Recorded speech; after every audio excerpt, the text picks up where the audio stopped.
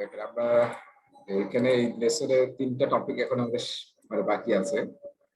So screen দেখতে পাচ্ছি না, মনিটর রিলেভেন্ট স্টেকহোল্ডারস। সো এখানে আসলে এই টপিকটা নতুন নতুন এই অর্থে যে পিএম বকে আসলে এই নামে কোনো টপিক ছিল না। কোচিং, মনিটরিং এই শব্দগুলো খুব কম ছিল। ট্রেনিং নিয়ে আমরা পড়ছি যে ট্রেনিং করতে হবে, এবং আমরা প্রথম যখন বিল্ড এ টিম তৈরি করেছিলাম, বিল্ড এ টিম যে টপিকটা আলোচনা করেছিলাম, তখন ট্রেনিং প্ল্যান নিয়ে কথা বলছিলাম যে এইচআর এর পার্ট হিসেবে এইচআর প্ল্যানিং এর পার্ট হিসেবে ট্রেনিং করতে হবে। আর একটা কিন্তু ডেডিকেটেড একটা টপিক ছিল ট্রেন প্রজেক্ট টিম এন্ড স্টেকহোল্ডারস। সেখানে আমরা কিন্তু ট্রেনিং নিয়ে কথা বলছি। সো ট্রেনিং হচ্ছে পার্টিকুলার কোন একটা বিষয়ে মানুষকে ট্রেন আপ করে তার স্কিল বা কম্পিটেন্সি বাড়ানো। এখন এই টপিকে আসলে আমরা আরো একটু ভিতরে যাচ্ছি, হ্যাঁ, যেটা আসলে এখন মডার্ন ট্রেন্ড হচ্ছে, সেটা যে শুধু ট্রেনিং না, আমরা আসলে আরো স্টেপ অ্যাহেড যেতে চাই। সেটা হচ্ছে কোচিং, এবং তার পরের স্টেপ হচ্ছে আরো মেন্টরিং। ঠিক আছে, এই দুইটা আসলে আমরা এখন অনেক করতেছি, এবং এটা একদম ডেডিকেটেড লোকজনকে রিক্রুট করে করা হচ্ছে, কিংবা ভিতরেই যারা এক্সপিরিয়েন্স তাদেরকে এক্সপিরিয়েন্স লোকজনের সাথে কোচ হিসেবে দেওয়া হচ্ছে, 1-to-1 কোচ, যাতে স্পেশালি নলেজ যাতে আমরা শেয়ার করতে পারি। যারা এক্সপিরিয়েন্স আছে তাদের যে নলেজ, স্পেশালি প্যাসিভ নলেজ, সেটা যাতে আমরা আমার কোচিং, যে কোচ করে তাকে আমরা কোচ বলি, আর যিনি কোচের কাছে কোচিং করবেন তাকে বলা হয় কোচিং। ঠিক আছে, সো অর্গানাইজেশনগুলো এখন এই জিনিসগুলো ফেসিলিটেট করতেছে নলেজ ম্যানেজমেন্টের জন্য। আর মেন্টর, যিনি মেন্টর হবেন আর যিনি মেন্টরিং হিসেবে পার্টিসিপেট করবেন, মেন্টর হচ্ছে এক্সপেরিয়েন্স, হ্যাঁ, মানে ওয়েল লার্নড একজন পারসন যার কাছে আমরা বিভিন্ন সাজেশন চাবো। আর মেন্টি হচ্ছে যার যে মেন্টরের কাছ থেকে বিভিন্ন অ্যাডভাইস নিবে। ঠিক আছে, সো এই দুইটার ফোকাস কিন্তু একটু ডিফারেন্ট। কোচিং হচ্ছে আপনি জবটা কিরকম করবেন সেটা নিয়ে আসলে আপনাকে জবটা কিভাবে ভালো করা যায়, আরো ইমপ্রুভ করা যায়, আপনি যাতে জানেন যে কিভাবে জবটা করতে হবে, কাজটা কিভাবে করতে হবে।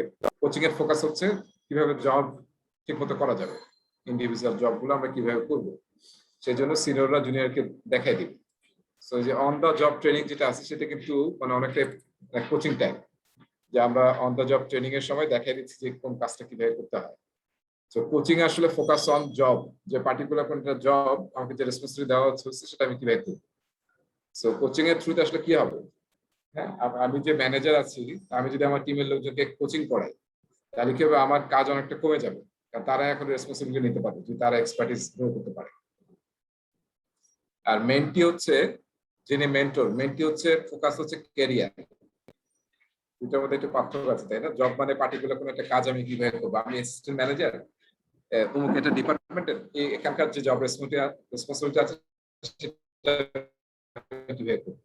আর ক্যারিয়ার মানে হচ্ছে আসলে as a whole, as a person, আমি আমার ক্যারিয়ারে আসলে কোন জায়গায় যেতে চাই, হ্যাঁ, এবং অ্যাজ এ পার্সন কিভাবে ওয়েল রাউন্ডেড পার্সন হতে পারি, যেখানে আসলে একটা হচ্ছে আমার প্রফেশনাল, হ্যাঁ, এখানে একটা হচ্ছে যে আপনার প্রফেশনাল আর পার্সোনাল দুইটাই এখানে আসলে মেন্টরিং করা হয়, যে আপনি প্রফেশনাল লাইফে কিভাবে আরো গ্রো করবেন, আর আপনার পার্সোনাল লাইফে আসলে আপনি কিভাবে অ্যাজ এ মানে ওয়েল প্রফেশনাল হবেন পার্সোনাল লাইফে।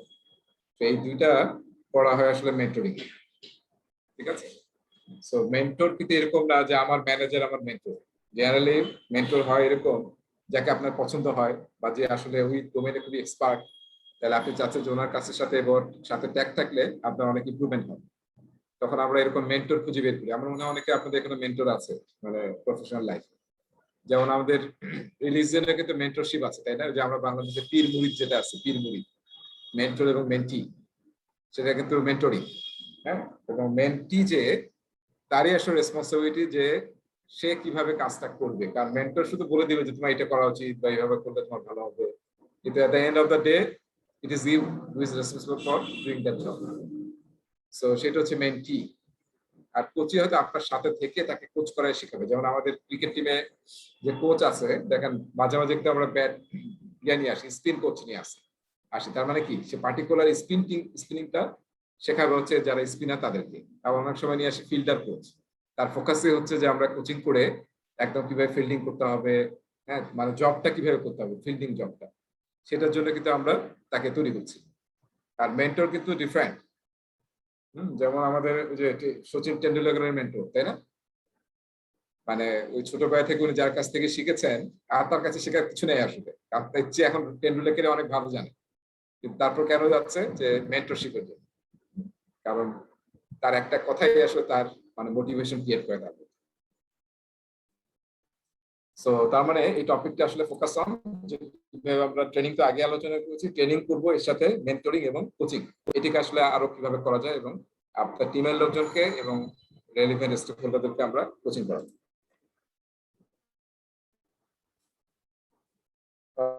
সো কোচিং এবং মেন্টরিং কিন্তু খুব ইউজ হয়। অ্যাজাইল আমরা কিন্তু প্রজেক্ট ম্যানেজার বলি না, বলি অ্যাজাইল কোচ, তাই না? অনেক সময় অ্যাজাইল কোচ বলি। তারপরে এই কোচ শব্দটা কিন্তু অ্যাজাইল থেকে বেশি আসছে, কোচিং এবং মেন্টরিং। সেটি আসলে পিএমআই এখানে প্রমোট করার চেষ্টা করছে যে আমাদের আসলে ওই দিকে যাওয়া দরকার, এবং মডার্ন অর্গানাইজেশনগুলো কিন্তু ওই দিকে মুভ করছে। নলেজ শেয়ারিং, শুধু ট্রেনিং দিয়ে নলেজ শেয়ারিং হয় না আসলে। একদিন ট্রেনিং দিয়ে চলে গেলাম, এটাতে আপনি কতটুকু শিখবেন? যখন কোচিং একটা লম্বা সময়ের জন্য হবে, কোন একটা অ্যাসাইনমেন্ট দিয়ে, তখন আসলে অনেক শেখা হবে। সো দেখেন যে আমরা কিভাবে মানে রেলেভেন্ট স্টাফদেরকে ট্রেনিং দেবো, কোচিং দেবো, হ্যাঁ, তারপরে আসলে আমরা কিভাবে মেন্টরিং করাবো। একটা এক্সাম্পল দেওয়া আছে কয়েকটা, যেমন রিফাইনিং ব্যাকলগ, ব্যাকলগ কিভাবে গ্রুমিং করা হয়, এটা mentor the product owner best practices. এটা অ্যাজ এ কোচ আমি আমার প্রোডাক্ট ওনারকে মেন্টর করাতে পারি, যেটা এইভাবে করা উচিত, এটা হচ্ছে বেস্ট অ্যাপ্রোচ। সো আমরা জানি, আমরা যারা অ্যাজাইল কোচ বা স্ক্রাম মাস্টার বা প্রজেক্ট ম্যানেজার অ্যাজাইল টিমে, তাদের কিন্তু একটা রেসপন্সিবিলিটি হচ্ছে ওনাদেরকে মেন্টরিং করানো, কোচিং করানো এবং ট্রেনিং দেওয়া। তারপর ধরেন একটা আরেকটা এক্সাম্পল দেওয়া হচ্ছে, কোন একটা নতুন প্রজেক্ট টিম মেম্বার এসেছে, অনবোর্ডিং করছে, তাকে আপনি গাইড করবেন যে টিমের চার্টার কিভাবে আছে, টিমের কাজ করার প্রসেস কি, এসব আপনি তাকে গাইড করবেন। তারপরে হচ্ছে যখন কোন একটা প্রকিউরমেন্টে আমরা ইনভলভ হবো, আপনার হচ্ছে টিমের দুইজন লোক, হ্যাঁ, মেম্বার প্রকিউরমেন্ট নিয়ে কাজ করবে, তাহলে আপনি প্রকিউরমেন্টের গাইডলাইন গুলো তাদেরকে ট্রেনিং করে দেখালেন বা কোচিং করে দেখালেন যে এইভাবে করতে হবে।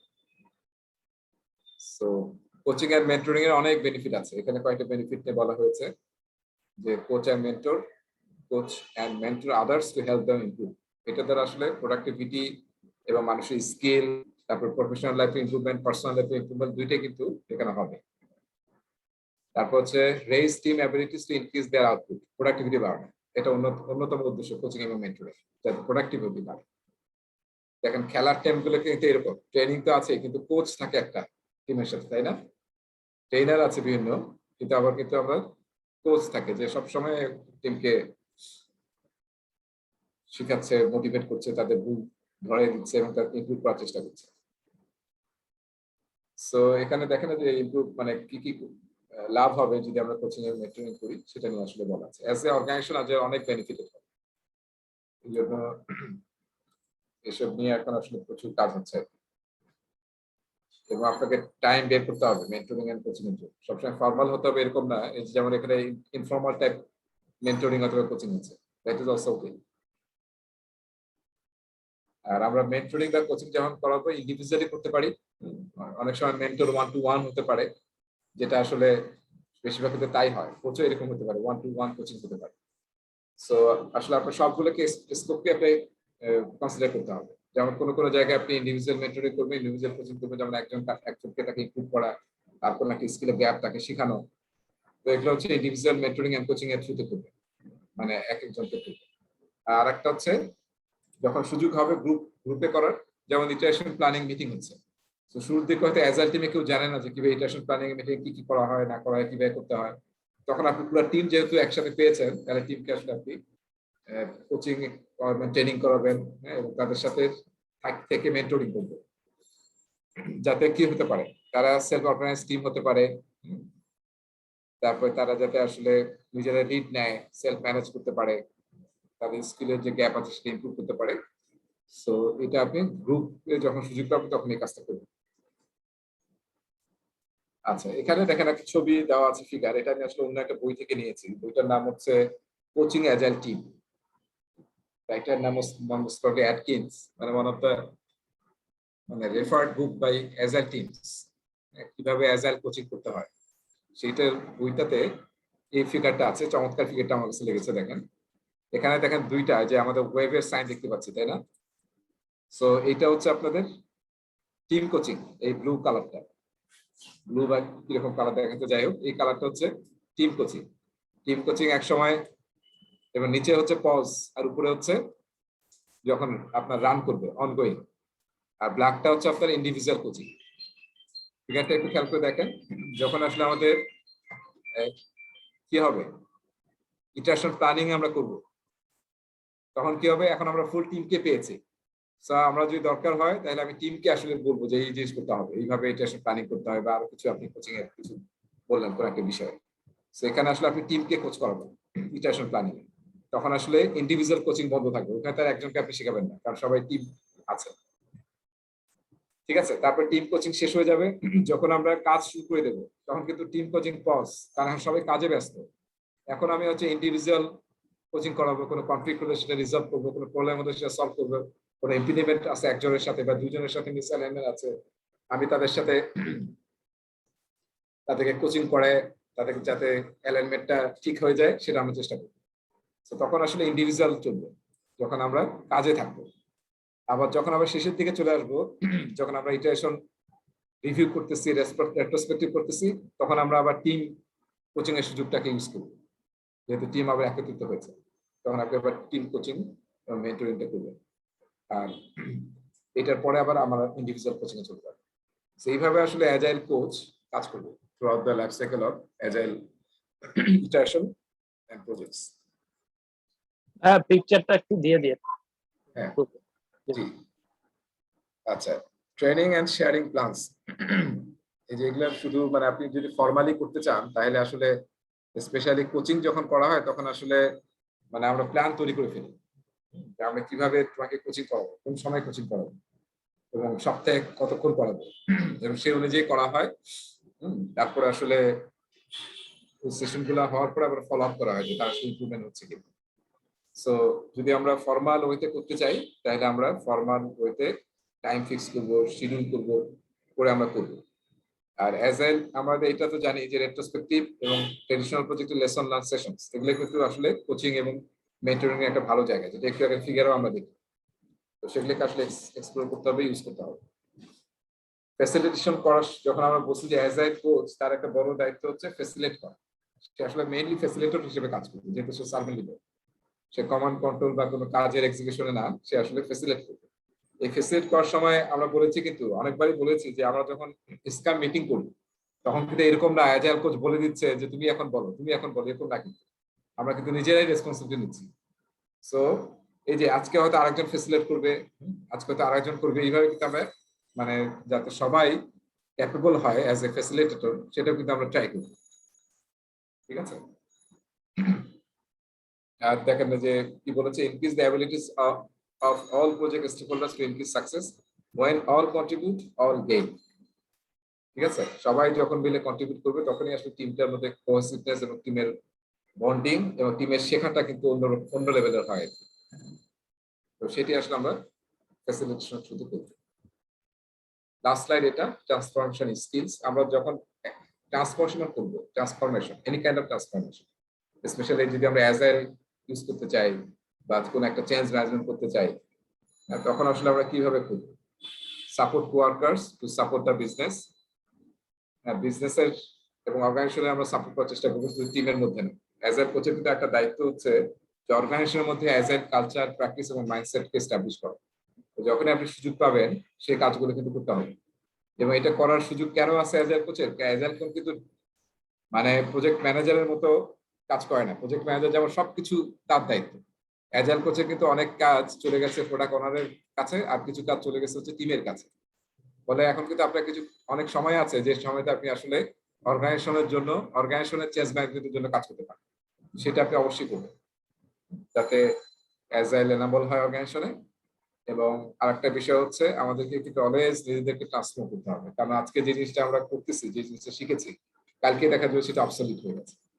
তো সেটার জন্য অলওয়েজ আমাদের স্কিলকে কিন্তু ট্রান্সফর্ম করতে হবে, আপ স্কিলিং, রিস্কিলিং। হ্যাঁ, আবার একটা শব্দ এখন বলি না আমরা, আনলার্ন লার্ন।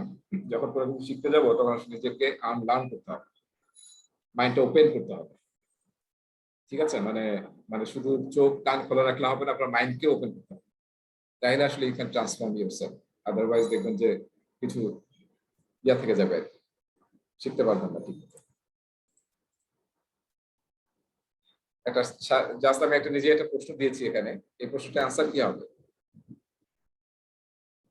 বলেন দেখি? একটা প্রশ্ন, এটা কনসেপ্টের উপর পরীক্ষা প্রশ্ন আসবে। স্কাম ইভেন্টস অথবা অ্যাজাইল ইভেন্টস কার রেসপন্সিবিলিটি?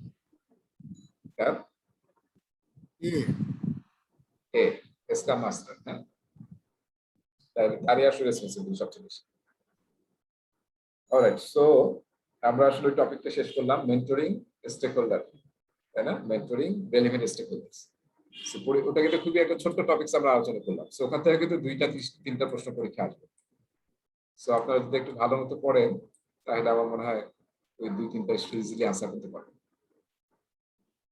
আচ্ছা, এবার আরেকটা টপিক আসতেছি, অ্যাপ্লাই ইমোশনাল ইন্টেলিজেন্স। এই চ্যাপ্টারটা একটু বড়, ইমোশনাল ইন্টেলিজেন্স নিয়ে। এটা নিয়েও কিন্তু প্রিয়াঙ্কাকে খুবই সামান্যই বলা ছিল, 6 সেশন থেকে বলা শুরু হয়েছে, তার আগে ছিল না ইমোশনাল ইন্টেলিজেন্স। এবং আমরা জানি যে আসলে ইমোশনাল ইন্টেলিজেন্স কিন্তু এখন বলা হচ্ছে যে ক্যারিয়ারের গ্রোথের জন্য বা অর্গানাইজেশনের বেটারমেন্টের জন্য আসলে আইকিউর চেয়ে ইআই, ইমোশনাল ইন্টেলিজেন্স, ডাবল ভূমিকা রাখে। সো আপনার যদি এবং আপনার নিজের পার্সোনাল ক্যারিয়ারে শুধু আইকিউ দিয়ে হবে না, আইকিউ দিয়ে হয়তো আমরা জব পাবো বা কোনো একটা ক্যারিয়ারের কোনো আপডেট হবে, কিন্তু ইমোশনাল ইন্টেলিজেন্স যেটা আসলে আপনার ক্যারিয়ারের পিকে নিয়ে যাবে যদি আপনি আসলে ভালো ইমোশনাল ইন্টেলিজেন্স ইউজ করতে পারেন। সো ইমোশনাল ইন্টেলিজেন্স কে এটা বাংলা কি? ইমোশনাল ইন্টেলিজেন্সের বাংলা প্রতিটা ক্লাসে জিজ্ঞেস করেন, কিন্তু বাংলা তো এরকম না, আবেগীয় বুদ্ধিমত্তা। আবেগীয় বুদ্ধিমত্তা, হ্যাঁ। হ্যাঁ, বাংলাতে আসলে কোনোভাবে মনে হয় না যেটা বাংলা করা যায় আসলে। সো আমাদের যে ইমোশন না, আমরা কোনো কিছুতে রেগে যাই, কোনো কিছুতে খুশি হই, তারপর আমি নিজে বুঝি কিন্তু যে কখন আমি রাখছি কখন রাখছি না, কোনটা আমাকে এক্সাইটেড করে, হ্যাঁ, কোনটা আমাকে মোটিভেট করে, এই জিনিসগুলো বোঝা, নিজের সাইডটা বোঝা। আর একটা হচ্ছে যে আমাদের আসলে অন্যের স্টেপিং ইনটু আদার্স শুজ, অন্যরা কিভাবে এটাকে নিচ্ছে, কিভাবে দেখতেছে, সেটাও যদি আমরা অন্যের শু না পড়ে দেখার চেষ্টা না করি তাহলে আসলে বুঝতে পারবো, ঠিক আছে? সবসময় নিজের অবস্থান থেকে সবকিছু বোঝা যায়। সো সেইটাই আসলে ইমোশনাল ইন্টেলিজেন্স আমাদের সেটাই হেল্প করবে যে আমরা একটা হচ্ছে পার্সোনাল বিষয়, একটা হচ্ছে ইন্টারপার্সোনাল বিষয়। সেই দুইটাই কিন্তু আসলে মেইন কম্পোনেন্ট ইমোশনাল ইন্টেলিজেন্স। একটা হচ্ছে পার্সোনাল, একটা হচ্ছে ইন্টারপার্সোনাল। পার্সোনাল মানে আমার আমার আবেগ, সেটাকে আমি কিভাবে কন্ট্রোল করবো সেটার সম্বন্ধে আমাকে অ্যাওয়ার হতে হবে। আর ইন্টারপার্সোনাল আরেকজনের, যেটা আমি বললাম, আরেকজনের পায়ে জুতা পরে দেখতে হবে, সেটাকে বলা হচ্ছে ইন্টারপার্সোনাল স্কিল। সেখানে এমপ্যাথি আছে, তারপরে সোশ্যাল ইন্টারাকশন গুলো আছে, সেটাকে বলা হয় ইন্টারপার্সোনাল স্কিলস আর ইমোশনাল ইন্টেলিজেন্স পার্ট। সো আর ইমোশনাল ইন্টেলিজেন্স কে আমরা মেজার করি হচ্ছে যে টার্মটা দিয়ে, এটাকে বলে ইকিউ, ইমোশনাল কুইশেন্ট, ঠিক আছে? ইমোশনাল কুইশেন্ট। সো আইকিউর চেয়ে এখন বলা হচ্ছে this is very important. So এখান থেকে কিন্তু 3-4টা প্রশ্ন আসবে, যেহেতু এটা নতুন টপিক, আগে ছিল খুব সামান্যই ছিল, এখন আসলে অনেক বিশাল আলোচনা এখানে আছে।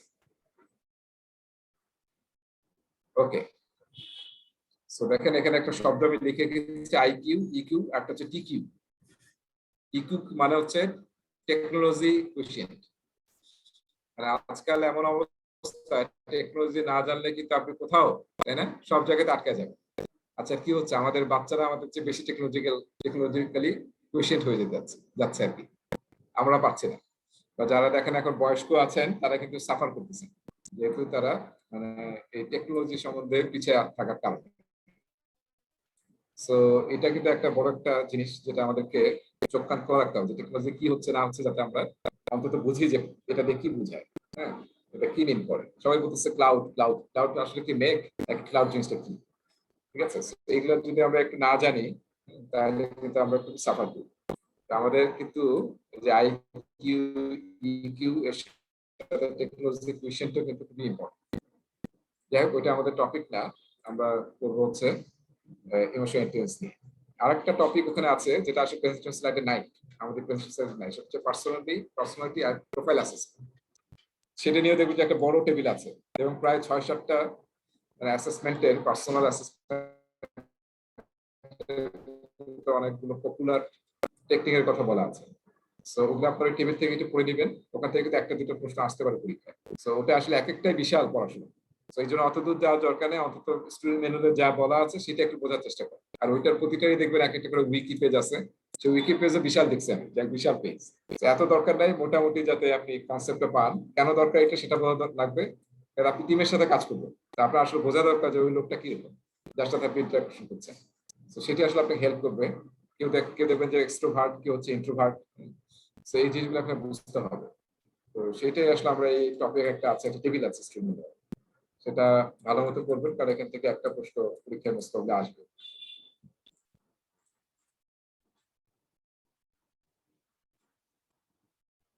Alright, so let's talk about emotional intelligence. স্টুডেন্টদের খুব সুন্দর প্রথম দিকে কয়েকটা কথা খুবই চমৎকার আছে, যেটা আমি এখানে লিখেছি।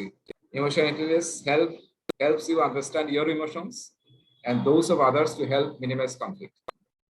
Being able to read the emotions and feelings of others, as well as recognize how your emotions and behaviors positively or negatively affect others, is crucial for effective management and team performance. ঠিক আছে? So এটা আসলে core আমাদের emotional ইন্টেলিজেন্সের কেন দরকার।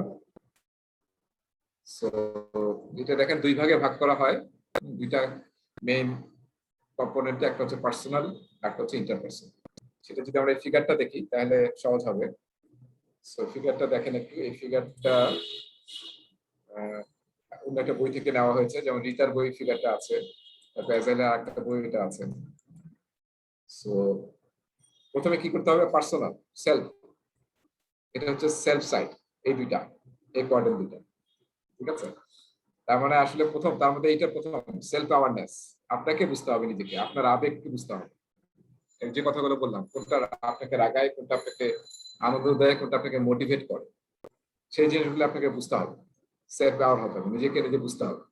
এই যে নেটওয়ার্কে যে ছবিটা দেখলাম, যে আমরা মেডিটেশন করতেছে, কারণ কি, মানে নিজেকে উপলব্ধি করা, এটা কিন্তু এখন সবাই প্র্যাকটিস করে, তাই না? বলছে যে মানে সকালে উঠে একবার করবেন, ঘুমে একবার করবেন, আর দুপুরে একবার করবেন, এবং মানে এবং শ্বাস প্রশ্বাসের একটা ব্যাপার আছে, তাই না? তো সেটা প্র্যাকটিস করলে নাকি অনেক বেনিফিট পাওয়া যায়। তো সেটা 3 বেলা করতে বলা হয়েছে আর কি। সো করলে দেখবেন যে অনেক হেল্পফুল শরীরের জন্য, আবার মেন্টাল ওয়েলবিং এর জন্য খুবই ভালো। সো আপনাকে আপনার এই জিনিসগুলোকে সেলফ অ্যাওয়ার হতে হবে, হওয়ার পরে কি করতে হবে, সেটাকে রেগুলেট করতে হবে। হ্যাঁ, যখন রেগে যাচ্ছেন তাহলে এটা কিভাবে রেগুলেট করা যাবে, নাকি রাগলেই আপনি মোবাইল ভেঙে ফেলবেন, তাই না, গ্লাস ছুঁড়ে মারবেন, এসব আমরা সবসময় করি, রাগের মানে অতি ইয়াতে চলে যায়। সো আবার অনেকে গালাগালি করি, এরকম হয়। সো সেটাকে আপনাকে আসলে রেগুলেট করতে হবে। আর মোটিভেশন, এটাও আপনাকে বুঝতে হবে যে কোন জিনিসগুলো আপনাকে মোটিভেট করে, সেটা আপনার ক্ষেত্রে যেরকম ইম্পর্টেন্ট, সেটা সেরকম আমি যখন এই যে ইন্টারপার্সোনাল স্কিল আসবো, তখন আসলে মোটিভেশনটা ইম্পর্টেন্ট, যে অন্য লোকজনকে আপনি কিভাবে মোটিভেট করবেন, তারা কিসে মোটিভেট হয়, সেটাও কিন্তু বোঝাটা খুব ইম্পর্টেন্ট। ডাউন সাইডে দেখেন ইন্টারপার্সোনাল আদার্স, সেটা হচ্ছে এদিকে হচ্ছে প্রথমে হচ্ছে এমপ্যাথি। আমি যেটা বললাম যে অন্যের অন্যের ক্যাপ মাথায় পরে দেখতে হবে, সে আসলে জিনিসটা কিভাবে দেখবে, সেটা হচ্ছে এমপ্যাথি, সহানুভূতি। আর সোশ্যাল অ্যাওয়ারনেস, যেটা আপনি মানুষের সাথে মিশছেন, টিমের সাথে কাজ করতেছেন প্রজেক্টে। সো এই যে আমাদের মধ্যে রিলেশন হচ্ছে, কথাবার্তা হচ্ছে, মিটিং হচ্ছে, এগুলোকে আমরা সেই সব ব্যাপারে সোশ্যাল অ্যাওয়ার হতে হবে। আর এই যে আমি যদি ভালো কমিউনিকেটর না হই, লিডারশিপ না থাকে, ইনফ্লুয়েন্স করতে না পারি, এগুলো সবই দেখবেন সোশ্যাল স্কিলের মধ্যে 8-9টা আবার এলিমেন্টস আছে। তো সেই এলিমেন্টস গুলো আমাদেরকে আসলে কি করতে হবে, এনহান্স করতে হবে, যাতে আসলে আমরা অ্যাজ এ টিম কাজ করতে পারি। সো সেটা হচ্ছে সোশ্যাল স্কিলস। এই টেবিলটার যদি আমরা এইভাবে দেখি, এটা হচ্ছে রিকগনাইজ, এই সাইডটা, এই দুইটা রিকগনাইজ, আপনার নিজের আবেগকে রিকগনাইজ করা, অন্যের আবেগকে রিকগনাইজ করা, এবং সোশ্যাল, হ্যাঁ, মানে সোশ্যাল যে অ্যাওয়ারনেস, সেটা আপনার রিকগনাইজ করতে হবে। তারপরে দুইটা আসলে রেগুলেট করার জন্য আপনার সেলফ ইমোশনকে রেগুলেট করবেন, যখন যেটা যেভাবে করতে হবে, এবং আপনাকে মোটিভেট রাখবেন। এবং সোশ্যাল স্কিল যখন করবেন, মানুষকেও মোটিভেট করতে হবে, আপনার টিমকে মোটিভেট না করলে আপনি তো টিম লিডার। সো যদি মোটিভেট করতে না পারে তাহলে কিন্তু হবে না। সো সোশ্যাল স্কিলগুলোকে কিন্তু রেগুলেট করতে হবে, কোন জায়গায় কোন কথা বলবেন বা কোন কথা বলবেন না। তারপর হচ্ছে পলিটিক্যাল অ্যাওয়ারনেস থাকতে হবে, এই সব জিনিস কিন্তু সোশ্যাল স্কিলের মধ্যে পড়ে। নেগোসিয়েশন স্কিল থাকতে হবে, কমিউনিকেশন স্কিল থাকতে হবে। সব হচ্ছে সোশ্যাল স্কিলের মধ্যে যেটা আপনাকে রেগুলেট করতে হবে, যদি না থাকে সেটাকে আপনি ইমপ্রুভ করতে হবে। সো এই টেবিলটা যদি আমরা মানে ইন্টারপ্রেট করি, তাহলে টেবিলটা আসলে এইভাবে ইন্টারপ্রেট করা উচিত, এই যে এইভাবে। প্রথমটা হচ্ছে আমাদের রিকগনাইজ এবং রেগুলেট। এখন কি করতে হবে?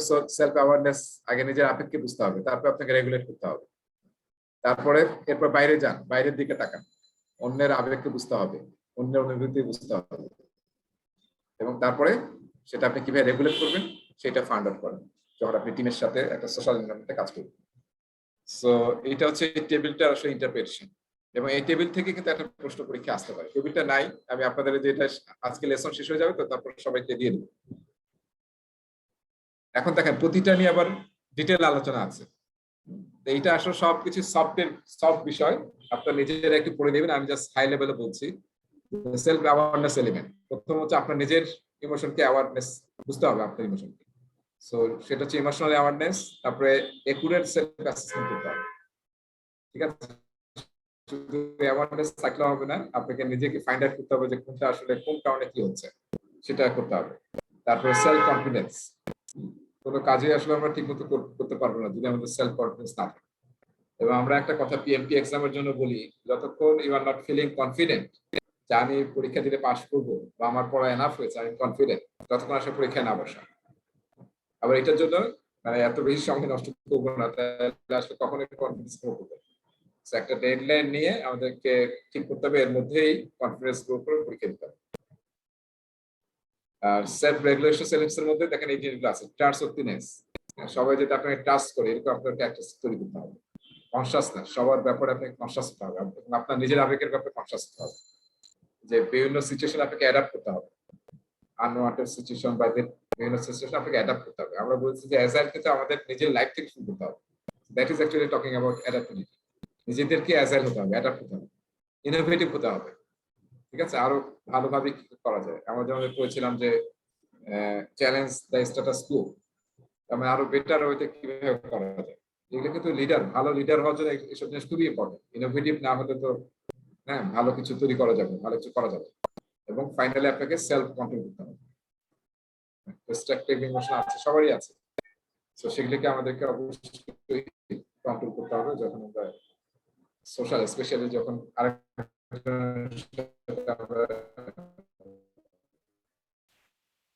কানেক্ট হবো বা বিহেভ। দুই তিনটা জিনিস আমরা দেখলাম, একটা হচ্ছে সেলফ অ্যাওয়ারনেস, একটা দেখলাম সেলফ রেগুলেট। এরপর আসছে ইন্টারপার্সোনাল টিম স্কিল। যখন আসলে আমরা টিমের সাথে কাজ করবো তখন কিন্তু আমাদের এই স্কিলগুলো লাগবে। তার এলিমেন্ট গুলো এরকম যে অ্যাক্টিভ লিসেনিং, আপনাকে কিন্তু ভালো শুনতে হবে। কান দুইটা আর মুখ কয়টা? একটা। তারপর কিন্তু আমরা শোনার চেয়ে কথা বলতে বেশি পছন্দ করি। সো অ্যাক্টিভ লিসেনিং এর কয়েকটা ক্রাইটেরিয়া আছে, দেখুন খুবই চমৎকার একটা স্লাইড আছে অ্যাক্টিভ লিসেনিং নিয়ে। সো এটা থেকে পরীক্ষা একটা প্রশ্ন আসতে পারে আমাদের মধ্যে কি কি জিনিস আছে।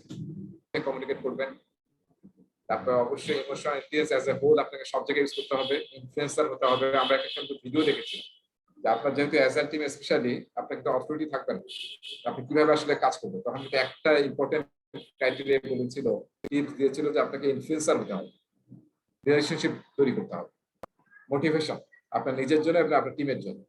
তারপর হচ্ছে নমিনাল গ্রুপ টেকনিক। এটা আসলে একটা টেকনিক যেটাতে আসলে আমরা, এটার মধ্যে দুইটা জিনিস আছে। ব্রেন স্টর্মিং মনে আছে? ব্রেন স্টর্মিং, যে আইডিয়া জেনারেট করা, তাই না? আর নমিনাল গ্রুপ টেকনিকে বলা হয় idea generation plus ranking. Idea তো অনেক আসবে, এখন আপনি যখন এই যে টিমের সাথে কাজ করবেন, কোন আইডিয়াটা ভালো, কোন আইডিয়াটা বেস্ট, সেটা র্যাঙ্ক করতে হবে, আসলে অ্যাপ্লাই করতে হবে। সব আইডিয়া তো ইমপ্লিমেন্ট করার দরকার নেই, আর সব আইডিয়া তো ভালো না। পলিটিক্যাল অ্যাওয়ারনেস থাকতে হবে এবং ট্রান্সপারেন্সি। না, অ্যাজাইলের তিনটা জিনিস অ্যাজাইল থেকে এসেছে, কিন্তু আমার মনে হয় এইটা সব জায়গায় খুব important. Transparency, inspect and adapt. এই তিনটা না থাকলে কোনো টিম সাস্টেন করতে পারবে না, ঠিক আছে? কোনো কিছু হাইড করা যাবে না। অ্যাজাইলে তো আমরা দেখেছি ইনফরমেশন রেডিওটা থাকবে কোথায়? যেখানে সবচেয়ে ট্রাফিক বেশি। সো ট্রান্সপারেন্সি ছাড়া কিন্তু স্পেশালি অ্যাজাইল টিম কোনোভাবে সাকসেসফুল করা যাবে না, যেহেতু সেলফ অর্গানাইজ এবং সেলফ ম্যানেজমেন্ট, তার মানে আমরা নিজেরাই করতেছি। আমি যদি হাইড করি যে কাজটা হয়েছে, হয় না, আমি বললাম যে হয়েছে, তাই তো পুরো টিমই আসলে ইন্টারন্যাশনাল রিভিউতে গিয়ে আটকে যাবে।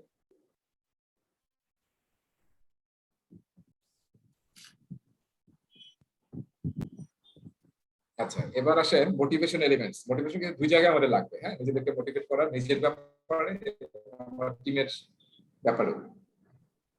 সো অ্যাচিভমেন্ট ড্রাইভ হতে হবে, কমিটেড হতে হবে, বিভিন্ন ইনিশিয়েটিভ নিতে হবে।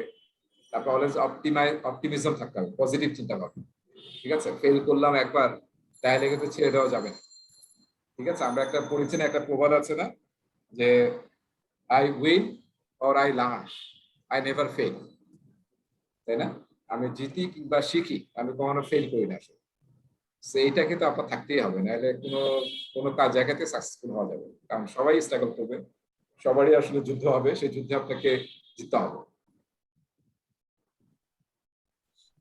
এমপ্যাথি, অন্যকে বুঝতে হবে, হ্যাঁ, অন্যর আবেগকে, সে কিভাবে মোটিভেট হয়, সে কেন রেগে যায়, এবং আরেকটা হচ্ছে তার ফেসিয়াল, আমরা কিন্তু এই জিনিসগুলোকে বুঝতে হবে যে আসলে মানুষ রেগে যাওয়ার আগে দেখবেন তার ফেসে চেঞ্জ হয়ে যায়, বা তার কথা বলতেছে সে আসলে ক্ষেপে যাচ্ছে, এটা বোঝা যায়। সেই জিনিসগুলো কিন্তু আপনাকে বুঝতে হবে, এবং সেইভাবে রিড আউট করে নন ভার্বাল এক্সপ্রেশন এখানে করতে গিয়ে দেখবেন যে মানুষের নন ভার্বাল এক্সপ্রেশন, এগুলো নিয়ে কিন্তু অনেক বই আছে, বইয়ের মধ্যে একদম ছবি টবি দিয়ে দিচ্ছে। ওই ছবিতে দেখা যায় ফেসটা কিরকম হলে বুঝবেন যে সে আসলে রেগে যাচ্ছে, বা সে খুশি হচ্ছে, বা ভিতরে ভিতরে তার ইয়ার হচ্ছে, তো সেই জিনিসগুলো কিন্তু বোঝা যাবে। সো এটা কিন্তু বুঝতে হবে আমাদের non verbal communication. So looking inward, এটার দুইটা ভাগ, লুকিং ইনওয়ার্ড, আন্ডারস্ট্যান্ডিং আদার্স, এবং আরেকটা হচ্ছে যেটা এজেল থেকে এসেছে, সার্ভেন্ট লিডারশিপ, সার্ভিস ওরিয়েন্টেশন, যাতে আমরা ওনাদেরকে সার্ভ করার মেন্টালিটি যাতে হয়। এই জন্য আপনারা দেখবেন যে ভলান্টিয়ারিং আগে আমরা এইভাবে করি নাই, ছোট স্টুডেন্ট লাইফে হয়তো করেছি, বা অনেকে করেছি বিভিন্ন ইয়াতে। ভলান্টিয়ারিং কিন্তু এই যে যারা এনজিও বা ইউএনটিএম জব করে, সবচেয়ে ভালো উপায় হচ্ছে অনেক ভলান্টিয়ারি অ্যাক্টিভিটি হয় ইউএন এর সব ইয়াতে, ডিপার্টমেন্ট গুলোতে, সব ইউএন এর অর্গানাইজেশন গুলোতে। তো এগুলাতে করতে হয় কি, আপনাকে আসলে ভলান্টিয়ারি কাজে জয়েন করতে হবে, তারপর ওখান থেকে আসলে আপনি ধীরে ধীরে আরো স্কোপ পাবেন। সো ভলান্টিয়ারিং কাজটা কিন্তু এখন অনেক বেশি, মানে কি বলবো, প্রায়োরিটি দেওয়া হয়। কিন্তু পিএমআই দেখেন, পিএমআই কিন্তু একটা ভলান্টিয়ার অর্গানাইজেশন, এবং এই যে পিএম বক্স 7 এডিশন থেকে শুরু করে সবকিছুই কিন্তু পরে হচ্ছে ভলান্টিয়ার। সো দেখেন এইভাবে আসলে পুরো ওয়ার্ল্ডে চেঞ্জ হচ্ছে, তাই না? সো আমরা যেভাবেই পারি ভলান্টিয়ারিং ক্যাপাসিটি যদি ইনভলভ হতে পারি, সেটা আমরা অবশ্যই চেষ্টা করবো করার জন্য। লুকিং আউটওয়ার্ড, আদারকে ডেভেলপ করা শুধু নিজের ডেভেলপমেন্ট না, কোচিং আর মেন্টরিং যেটা বললাম, এটা কিন্তু মেইন একটা ফোকাস হচ্ছে অন্যকে ডেভেলপ করা। আর ডাইভার্সিটি নিয়ে আমরা অনেক কথা বলেছি, যে ডাইভার্সিটি কিন্তু নট ব্যাড, হ্যাঁ, ডাইভার্সিটি আর ইনক্লুসিভিটি, আমরা ওপেন মাইন্ডেড হতে হবে, এবং বিভিন্ন কালচার, রিলিজন, বিভিন্ন বয়সের মানুষজন, বিভিন্ন জেন্ডার, সবার কাছে অ্যাকসেপ্ট করতে হবে, তাহলে আসলে বেটার টিম ওয়ার্ক হবে, বেটার আউটপুট তৈরি হবে। পলিটিক্যাল অ্যাওয়ারনেস থাকতেই হবে, এটা কিন্তু শুধু দেশের পলিটিক্স না, গ্লোবাল পলিটিক্স, স্পেশালি আপনার অর্গানাইজেশনের ভিতরে পলিটিক্স, সেটা আপনাকে বুঝতে হবে। আদারওয়াইজ মানে আপনি অনেক ভালো কাজ করে দেখবেন ইউ আর সাফারিং। ঠিক আছে, সো এতক্ষণ আমরা আলোচনা করলাম আসলে যে সোশ্যাল অ্যাওয়ারনেস নিয়ে। এবার আসেন সোশ্যাল স্কিলস এলিমেন্ট। তার মানে আপনার এই যে অ্যাওয়ারনেস হলো, এখন আসলে আপনি কিভাবে আসলে কোন কোন স্কিল অ্যাপ্লাই করলে আপনার টিমের সাথে বা সোশ্যাল যে কাজগুলো সেটা বেটার হবে। একটা হচ্ছে কমিউনিকেশন করা, ঠিক আছে, ভালো কমিউনিকেটর হতে হবে। আমরা কিন্তু বলছি যে প্রজেক্ট ম্যানেজার 90% টাইম হচ্ছে কমিউনিকেশন, এবং ভালো কমিউনিকেটর না হতে পারলে ভালো প্রজেক্ট ম্যানেজার হওয়া আসলে কোয়াইট টাফ। তারপরে বিল্ডিং বন্ডস, এটা তো একদম কোর, লিডারশিপের পরেই হচ্ছে বন্ডিং তৈরি করা টিমের সাথে। তারপর হচ্ছে কোলাবোরেশন এবং কর্পোরেশন থ্রুতে কাজ করা, তাই না, কোলাবোরেটিভলি কাজ করা। তারপর হচ্ছে চেঞ্জ ক্যাটালিস্ট হিসেবে কাজ করা, চেঞ্জ ক্যাটালিস্ট হিসেবে। তারপরে কনফ্লিক্ট হবে, কনফ্লিক্ট আমরা গত ক্লাসে পড়েছিলাম, কনফ্লিক্ট ম্যানেজমেন্ট করতে হবে। তারপর হচ্ছে ইনফ্লুয়েন্সিং, এটা আরেকটা পাওয়ার, সবসময় আমরা অথরিটি থাকবে না, তখন কিন্তু ইনফ্লুয়েন্স পাওয়ারটা আপনাকে হেল্প করবে। লিডারশিপ, তারপর টিম ক্যাপাবিলিটিস, তো building team character, attracting group members, displaying team characteristics, safeguarding team and its good name.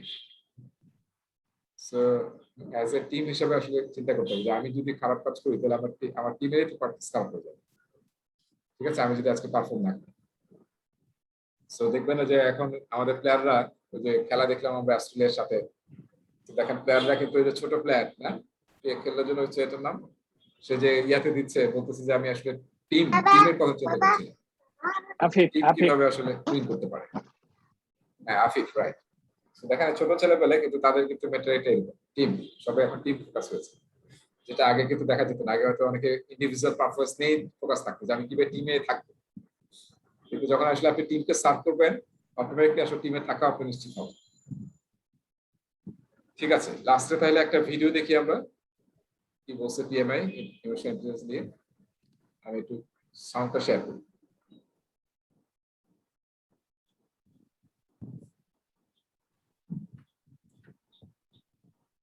Welcome to the Project Management Institute's Spotlight series.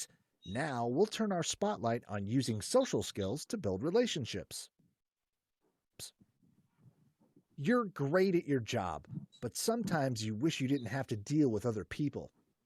Work relationships can be, well, a lot of work, and you've got better things to do. You have no patience for people who complain, gossip, or don't meet your performance standards. Will building rapport with colleagues make that much of a difference in your career? Try these strategies and find out. If you want to connect with others, ask questions to learn what interests them. Most people love to talk about themselves to someone who's really curious. When you find out what turns them on, dig deeper. What got them interested in collecting old record albums? What's their favorite kind of music? And so on. Don't fake it. For this technique to work, you have to foster a sense of curiosity. Another way to build rapport with colleagues is to make an effort to validate their feelings. When you see that someone's upset or frustrated, it's easy to walk away. Instead, take the time to listen to them closely and reflect back what you've heard. This shows that you care enough to reach out and that you're a great listener. By acknowledging their feelings, you'll score points. Validating feelings shows that you care, and so does doing little things for others. Some people in your company are doing great work. When you recognize their contributions, show your appreciation by thanking them. Your associates will appreciate your kindness, and it's another great way to build relationships. You probably won't like everybody, but you can use your social skills to maintain harmony in difficult situations too. Use empathy to put yourself in their shoes. If you find yourself getting frustrated, focus on business goals. Use self-regulation to collaborate with your teammate. When the project is over, thank them for their contribution. Another way to bond with your associates is by accepting their appraisal and taking it seriously. It's not always easy to receive constructive feedback. Try to look at it as an opportunity to grow and improve. Use active listening to clearly understand the other person's point of view. Even if you don't agree with them, thank them for the effort they've made. Because it's not easy to give criticism either. And if you act on their feedback, it shows that their ideas matter to you.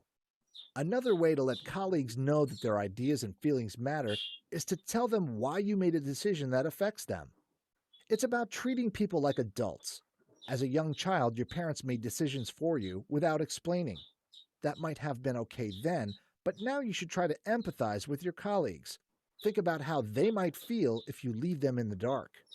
They'll appreciate it when you're open about your reasons for the decision and how it will impact them. And that's how to build rapport with emotional intelligence. Thanks for using the PMI's Spotlight on using social skills to build relationships. ঠিক আছে না, ভিডিওটা সুন্দর ছিল। ভালো একটা video. So আমরা last টপিকের দিকে আছি ইমোশনাল ইন্টেলিজেন্সের, সেটা হচ্ছে organisational theory. So organisational theory যেটা আসলে পিএম বকে আলোচনা ছিল, কিন্তু খুব একটা আলোচনা ছিল না। আমরা অনেক সময় রিটার্ন বই বা অন্য জায়গায় অন্য বই দিয়ে পড়তাম। So the study of how people, teams and organisations behave, এটাকে বলা হয় অর্গানাইজেশনাল থিওরি। এবং অর্গানাইজেশনাল থিওরি একটা বই কিন্তু আছে, এমবিএ এবং বিবিএ তে পড়া হয়, তাই না? যারা এমবিএ বিবিএ করা আছে তারা কিন্তু অর্গানাইজেশনাল থিওরি বা অর্গানাইজেশনাল বিহেভিয়ার নিয়ে কিন্তু পড়েছেন। সেই অর্গানাইজেশনাল বিহেভিয়ার বই কিন্তু অনেক কিছু ছিল যেটা এখানে আলোচনা হচ্ছে। যেহেতু আমরা অর্গানাইজেশনে এবং পিপল নিয়ে কাজ করছি, ফলে এটা যেখানে অ্যাপ্লাই করা দরকার আমরা অ্যাপ্লাই করব। পিএমএ আসলে বলেছে যে অর্গানাইজেশন থিওরি যেটা আপনার প্রজেক্টে অ্যাপ্লিকেট হবে, ইউ ক্যান ইউজ দোজ। কিছু এখানে মেনশন আছে, কিন্তু আপনার যেটা ভালো হবে সেটা আপনি ইউজ করবেন।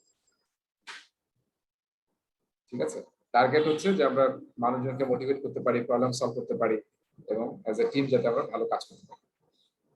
এই অর্গানাইজেশন থিওরির মধ্যে 4টা মোটিভেশন থিওরি আলোচনা করা হয়েছে যে টিমকে আপনি কিভাবে মোটিভেট করবেন। এই 4টা থিওরি থেকে তো পরীক্ষায় 1টা বা 2টা প্রশ্ন আসবেই, হ্যাঁ, এই যে মোটিভেশন থিওরি থেকে। সো এই সুযোগটা আমরা মিস করবো না, কারণ এটা খুবই কঠিন কিছু জিনিসটা, খুবই সহজ জিনিস মোটিভেশন থিওরি। তো মাসলোস থিওরি যেটা, সেটা আসলে এখানেই দেখেন দেওয়া আছে যে এটাকে বলা হয় হায়ারার্কি অফ নিডস। তার মানে এখানে দেখেন 5টা স্টেজ আছে, হায়ারার্কি আছে, তাই না? সবচেয়ে টপ হচ্ছে টপ লেভেল, যেটাকে বলা হয় সেলফ অ্যাকচুয়ালাইজেশন। আর সবচেয়ে লোয়েস্ট লেভেল হচ্ছে যেটাকে আমরা বলি বেসিক নিড। যে 5 বেসিক নিড আছে না মানুষের, সেটাকে বলে ফিজিওলজিক্যাল নিড। সো আপনার যখন আসলে হায়ারার্কি অফ নিডস মানে হচ্ছে আপনার যখন এই নিডসটা ফিল আপ হবে, তখন এই জিনিসগুলো আসলে আপনাকে আর মোটিভেট করবে না, তখন আসলে নেক্সট লেভেলের জিনিসগুলো আপনাকে মোটিভেট করবে। এটা আমরা নিজেদের লাইফ থেকে বুঝি, তাই না? তারপর যখন এই সেফটি, এটা আমরা পেয়ে গেলাম। সেফটি মানে কি? আমার পার্সোনাল সেফটি, আমার হেলথ সেফটি এবং আমার জবের সেফটি, সবকিছুর মধ্যে কনসিডার। তারপর হচ্ছে বিলঙ্গিং। শুধু কিন্তু সেফটি পেলে হবে না, এখন আমরা দেখবো যে আমরা যে অর্গানাইজেশনে কাজ করছি বা টিমে, সবাইকে আসলে আমাকে বিলং করে নাকি আসলে সবাই আমাকে নিয়ে ফান করে বা আমাকে অ্যাভয়েড করে। সো এই সেফটি পেলেও হবে না, যখন আমরা বিলঙ্গিং ফিল করবো তখন কিন্তু আমরা কি করবো, মানে ফিল করবো, মোটিভেশন ফিল করবো। তারপর হচ্ছে এস্টিম। এস্টিম মানে কি? তার একটা বোধহয় অর্থ আছে। তারপর হচ্ছে সেলফ অ্যাকচুয়ালাইজেশন, আমি পরের স্লাইডে যাচ্ছি, ওখানে আসলে বলা আছে সেলফ এস্টিম হ্যাঁ, মানে হচ্ছে কনফিডেন্স। হ্যাঁ, বিলঙ্গিং আর সোশিয়াল কি এটা এক নাকি? আমরা তো ইয়েতে পিএম বুকে সোশিয়াল পড়ছি যে psychological safety, social esteem, self actualisation. হ্যাঁ, ওইটা কি বিলঙ্গিং, যেটা এই যে সোশ্যাল অথবা বিলঙ্গিং, যে আমি পরে এখানে দেখাচ্ছি। সো মানে দুইটাই আছে আর কি। আচ্ছা, তাহলে এখানে আমি সেলফ এস্টিম এর মানেটা একটু খোঁজার চেষ্টা করছিলাম। Confidence in one's own worth or abilities, মানে আমার নিজের কনফিডেন্সটা আর কি। তো সেটা হচ্ছে সেলফ এস্টিম বলা হচ্ছে। এবং রেসপেক্ট এন্ড অ্যাডমিরেশন পাচ্ছেন আপনার টিম থেকে, আপনার অর্গানাইজেশন থেকে, সেটা হচ্ছে এস্টিম। আর সেলফ অ্যাকচুয়ালাইজেশন, এটা আসলে একদম টপ লেভেল। হ্যাঁ, বেশিরভাগ মানুষই আসলে এখানে পৌঁছতে পারে না। অনেকেই পারে, যারা পারে তারা যা করে তাই আসলে কি, তাই আসলে সফল হয়। আসলে অনেক লোকজন আমরা দেখি আমাদের আশেপাশে, যারা যেটা ইনিশিয়েটিভ নেয় সেই কাজটা সাকসেসফুল হয়। এবং এটা এই স্টেজ যেখানে আসলে আপনার যে পোটেনশিয়াল সেটা আসলে ফুললি ইউটিলাইজ হয়েছে এবং আপনি হ্যাপি আপনার ক্যারিয়ার নিয়ে, আপনার জীবন নিয়ে, সেটা হচ্ছে সেলফ অ্যাকচুয়ালাইজেশন। ঠিক আছে? সো মানেটা হচ্ছে এটাই এখানে, যে আসলে আমরা মানে এক লেভেলে যখন নিড ফিল আপ হয়ে যাবে, তখন আসলে আমরা অন্য লেভেলের যদি না পাই, তাহলে কিন্তু আমরা আসলে মোটিভেটেড হই না, মোটিভেশনটা আবার লো হয়ে যায়। সো আমাদেরকে এই ল্যাডার দিয়ে উপরে উঠতে থাকতে হবে, এবং সেখানে শুধু আমার শুধু রেসপন্সিবিলিটি না, আমার অর্গানাইজেশনের রেসপন্সিবিলিটি আছে। আচ্ছা, এরপরে হচ্ছে ম্যাকগ্রেগরস থিওরি এক্স এন্ড ওয়াই। ম্যাকগ্রেগরস, এটা কিন্তু অনেক সময় আপনার পরীক্ষায় প্রশ্ন আসতে পারে, মানে থিওরি এক্স আর ওয়াই, অথবা বলতে পারে ম্যাকগ্রেগরস থিওরি। তো এখানে কি ম্যাকগ্রেগরস বলেছেন যে আসলে এমপ্লয়িরা 2 ধরনের হয়। হ্যাঁ, 2 ধরনের মানুষ আমরা টিমের মধ্যে দেখতে পাই। একটা হচ্ছে এক্স টাইপ পিপল, যারা আসলে কি মাইক্রো ম্যানেজ করতে হয়, যাদেরকে বিশ্বাস করা যায় না, তারা আসলে লেজি, সুযোগ পাইলে ফাঁকি দিবে, এবং যারা কাজকে অ্যাভয়েড করতে পছন্দ করে। আর ওয়াই টাইপ পিপল, যারা আসলে সেলফ লেড, মোটিভেটেড এবং ক্যাপেবল। সো টিমে কোন ধরনের লোক থাকলে ভালো? ওয়াই টাইপ, তাই না? ওয়াই টাইপ লোক থাকলে ভালো, এবং আসলে অ্যাজাইল টিম দেখেন এই জিনিসগুলো প্রেফার করে। এবং যেটা মনে রাখার বিষয় হচ্ছে এক্স মানে কি, খারাপ, আর ওয়াই মানে ভালো। তাহলে আসলে আপনি এভাবে স্মাইলি দিয়ে মনে রাখতে পারেন এটা, কারণ অনেক সময় মনে থাকে না এক্স খারাপ না ওয়াই খারাপ। এই যে এটা হচ্ছে আপনার স্মাইলি, যখন আপনি ওয়াই ইউজ করবেন এটা মনে হবে যে মানে হি ইজ লাফিং, আর এটা কিন্তু তার মুখ কি, মানে he or she is not happy. So এটা হচ্ছে এক্স আর এটা হচ্ছে ওয়াই। আচ্ছা, এরপরে আরেকটা আমরা থিওরি করতেছি, এটাকে বলা হয় Herzberg's needs theory. Hygiene theory, needs না, hygiene theory.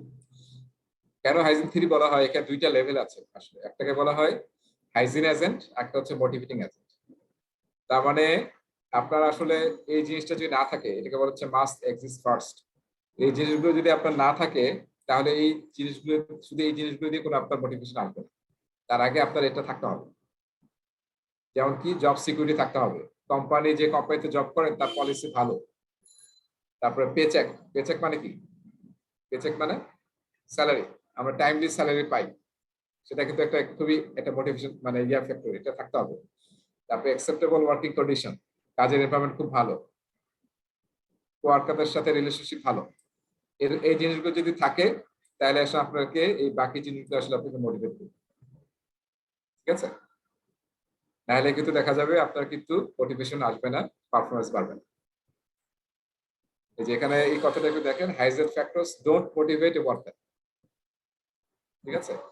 However, the way they are implemented or not implemented can lead to employee dissatisfaction. যদি এগুলো না থাকে আপনি কিন্তু ডিসস্যাটিসফাইড হবেন, হ্যাঁ, মোটিভেট হবেন না যদি থাকে, আবার না থাকলে তো ডিসস্যাটিসফাইড হবে। আর on the other hand motivation factors, এই ফ্যাক্টরগুলো হচ্ছে lead to higher individual performance, এটা আসলে আপনার পারফরমেন্সকে আরো বাড়াবে। দেখেন কিরকম, যখন আপনার রেসপন্সিবিলিটি বাড়বে কি হবে, তখন কিন্তু আপনার মোটিভেশন ভাই বাড়বে। এই একটা হ্যাঁ। সাউন্ডের প্রবলেম হচ্ছে আমরা মনে হয়। সাউন্ডের প্রবলেম ফেস করতেছি সবাই। তাই অনেকক্ষণ থেকে না, আমি কিন্তু ফেস করতেছি না। আচ্ছা দাঁড়াও আমি তাহলে একটু ইয়ে করে রাখি। আমার এখানে ক্লিয়ার আছে। সাউন্ডটা একটু ওঠানামা করতেছে, মানে মাঝে মাঝে ক্লিয়ার শুনতেছি, মাঝে মাঝে শুনতে পাচ্ছি না। ওকে, আমি তাহলে একটু ইয়ে করি।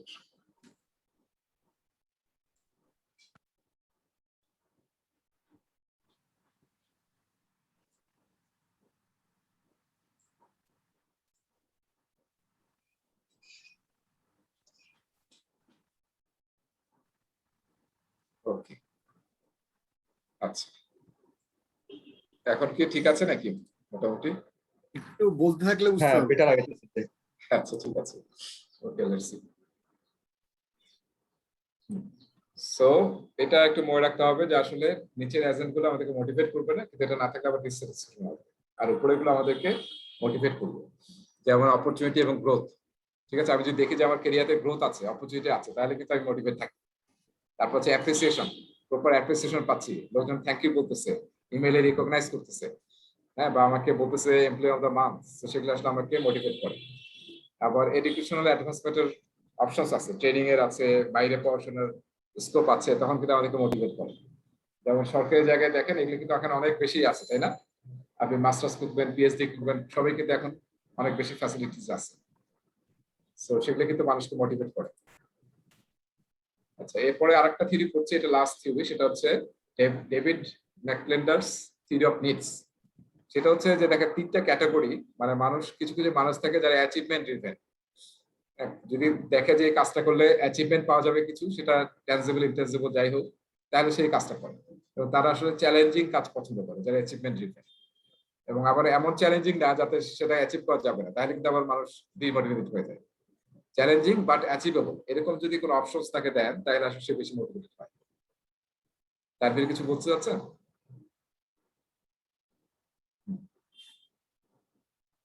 আচ্ছা, এরপরে অ্যাফিলিয়েটেড, অনেকে আছে সোশ্যাল, খুবই দেখবেন খুবই সোশ্যাল, মানে সে অ্যাফিলিয়েটেড থাকলে বা হ্যাঁ টিমের সাথে থাকলে খুবই সে মোটিভেটেড থাকে, টিম ওয়ার্ক, সোশ্যাল ওয়ার্ক খুব পছন্দ করে। সো সেই ধরনের মানুষকে আসলে আপনাকে ওই ধরনের কাজে ইনভলভ করতে হবে। আবার অনেক মানুষ আছে যারা পাওয়ার পছন্দ করে, যদি পাওয়ার দেন যে তুমি এই টিমের লিডার, তাহলে দেখবেন যে তার পারফরমেন্স দ্বিগুণ হয়ে যায়। আছে না এরকম? হ্যাঁ, অনেক সময় দেখবেন যে অনেক প্লেয়ারকে টিম লিডার বানিয়ে দিলে বা ক্যাপ্টেন বানিয়ে দিলে তার পারফরমেন্স অনেক বেড়ে যায়, ভালো হয়ে যায়, কারণ সে তখন দায়িত্ব নিয়ে খেলতে থাকে বা কাজ করতে থাকে। তো আসলে আপনার টিমে এরকম নানান ধরনের লোক থাকবে, কিন্তু তাদের নিডস এর উপর ডিপেন্ড করে আপনাকে সেই ধরনের কাজগুলো তাকে ইনভলভ করবেন যাতে তারা মোটিভেটেড থাকে। যেমন যারা অ্যাচিভমেন্ট টাইপের লোকজন, তাদেরকে যদি আপনি লো চ্যালেঞ্জিং কাজ দেন, সে দেখবেন যে কাজ করতে পারবে না, সে কাজ করে মোটিভেশন হারাই ফেলবে। ঠিক আছে, সো আপনাকে সেই ধরনের কাজ দিতে হবে। আর একটা থিওরি আছে যেটা আসলে একটা থিওরি এডিশনাল বলতেছি আমি এখানে, সেটা হচ্ছে এক্সপেক্টেন্সি থিওরি। তার মানে হচ্ছে আমরা যখন কাজ করি, এফোর্ট দিই, তার মানে কি আমরা যখন এফোর্ট দেই তার সাথে কি হয়, পারফরমেন্স বাড়ে আমাদের, এবং আমরা তখন কিন্তু আশা করি যে আমি যেহেতু অনেক এফোর্ট দিচ্ছি এবং আমার পারফরমেন্সও ভালো হচ্ছে, তাহলে I will get some reward from my organisation. এই যে একটা মাইন্ডসেট মানুষের, এটাকে বলে এক্সপেক্টেন্সি থিওরি। এটা যদি না পায় সে, তাহলে কি হবে, সে কিন্তু ডিমোটিভেট হয়ে যাবে। এটা আমাদের অনেক অর্গানাইজেশনই ঘটে, যে আপনি অনেক কাজ করতেছেন, সবাই জানে, সবাই দেখতেছে, পারফরমেন্স খুবই ভালো, কিন্তু দেখা যাচ্ছে রিওয়ার্ডটা পাচ্ছে আরেকজন। সো এই জিনিসটা কিন্তু আমাদের একটা মোটিভেশন ফ্যাক্টর, এবং এটা অর্গানাইজেশনে কিন্তু খুব ভালো ওয়েল ম্যানেজ করতে হবে। এই জন্য আজকাল যেটা করা হয়, কেপিআই সেট করা হয়, তাই না, সব অর্গানাইজেশন। এবং কেপিআই যদি অ্যাচিভ করতে পারে তাহলে আসলে তখন তাকে আমরা রিওয়ার্ড দিই, যাতে সবটা সে ট্রান্সপারেন্ট থাকে। তারপরে গোলমাল হয়ে যায়, কিন্তু মানে যতটুকু ট্রান্সপারেন্ট করা যায় সেটা করতে হবে, তাহলে আসলে মোটিভেশনটা থাকবে। এর সাথে কয়েকটা টার্ম আমি একটু আলোচনা করি। একটা হচ্ছে লাইফ লং এমপ্লয়মেন্ট, যেমন সরকারি চাকরি, এগুলো কিন্তু মোটিভেশন ফ্যাক্টরস। তারপরে যেখানে যে কোরিয়া, জাপান, এসব জায়গায় আপনারা হয়তো জানেন যে এখানে কিন্তু লাইফ লং এমপ্লয়মেন্টকে প্রায়োরিটি দেওয়া হয়। যে প্রাইভেট সেক্টর ঢুকে স্যামসাং এ যে জব করতেছে, সে সারা জীবন স্যামসাংই থাকে, এরকম একটা তাদের ফ্যাক্টর আর কি। এবং কোম্পানি চেষ্টা করে যে তাকে সারা জীবন যাতে রাখা যায়, এরকম একটা চেষ্টা করে তারা। আমাদের যেমন সরকারি চাকরি যায় না, তাই না, এটা একটা প্রবলেমও কিন্তু।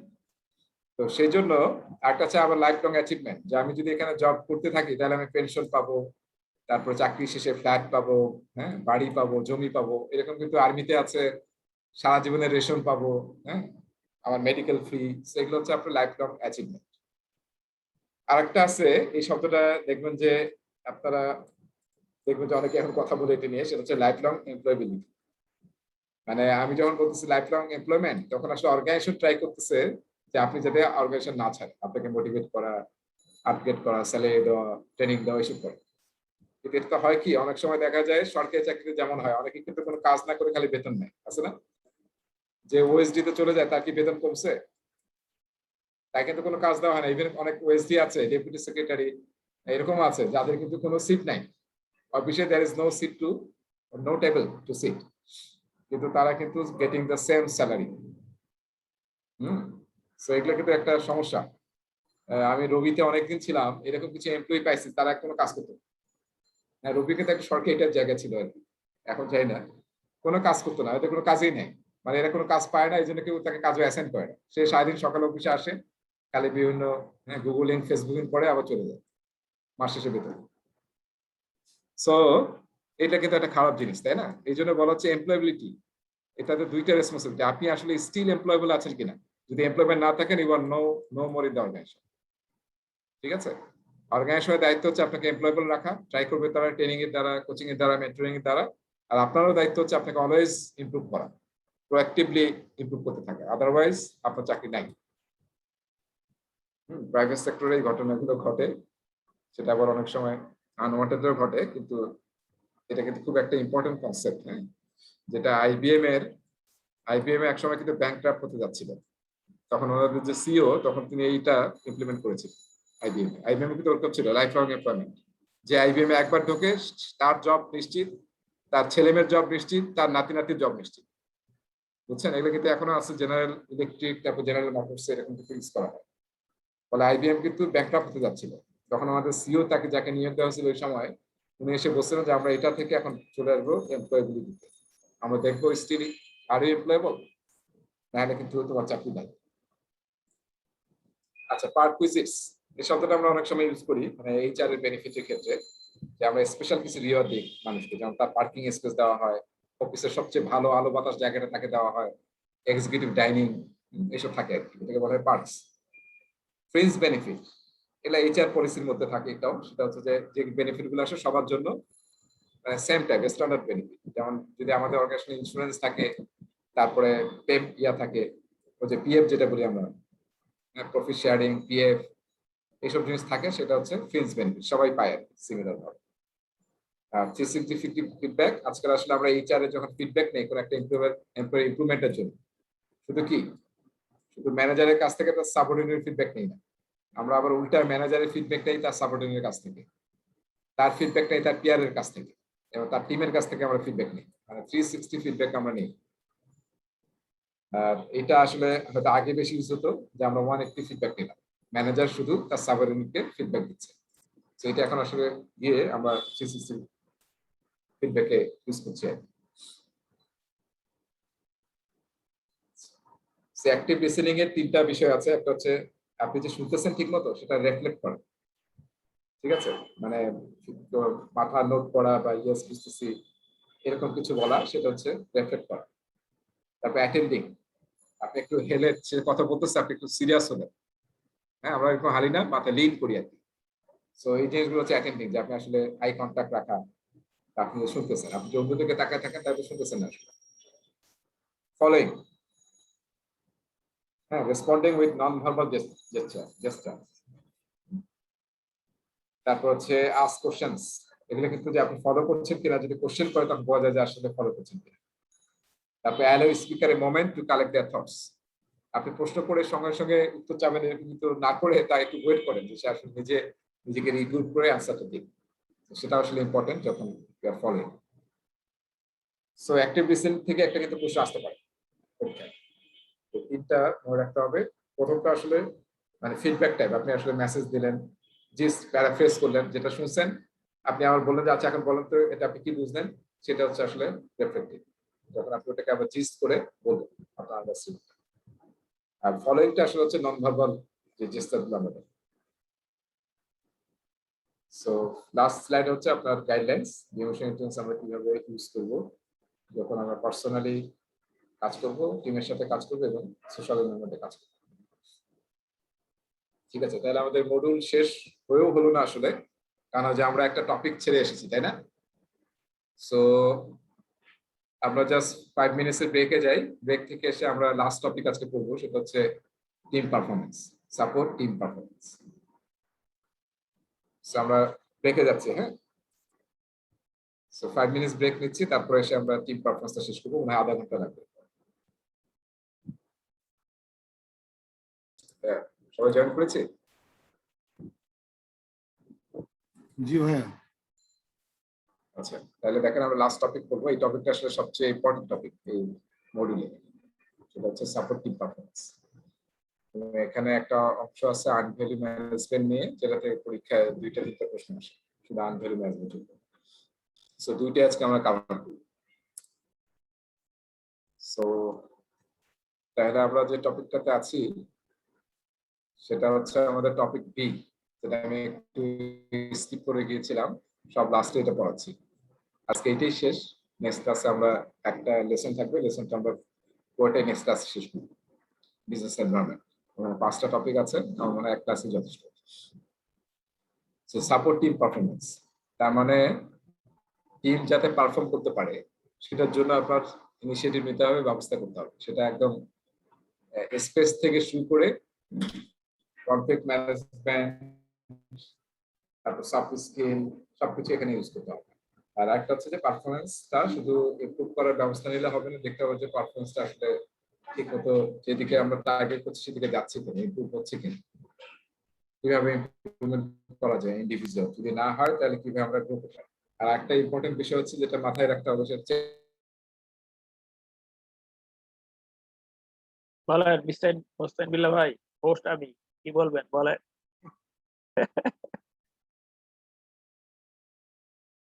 Hello hello.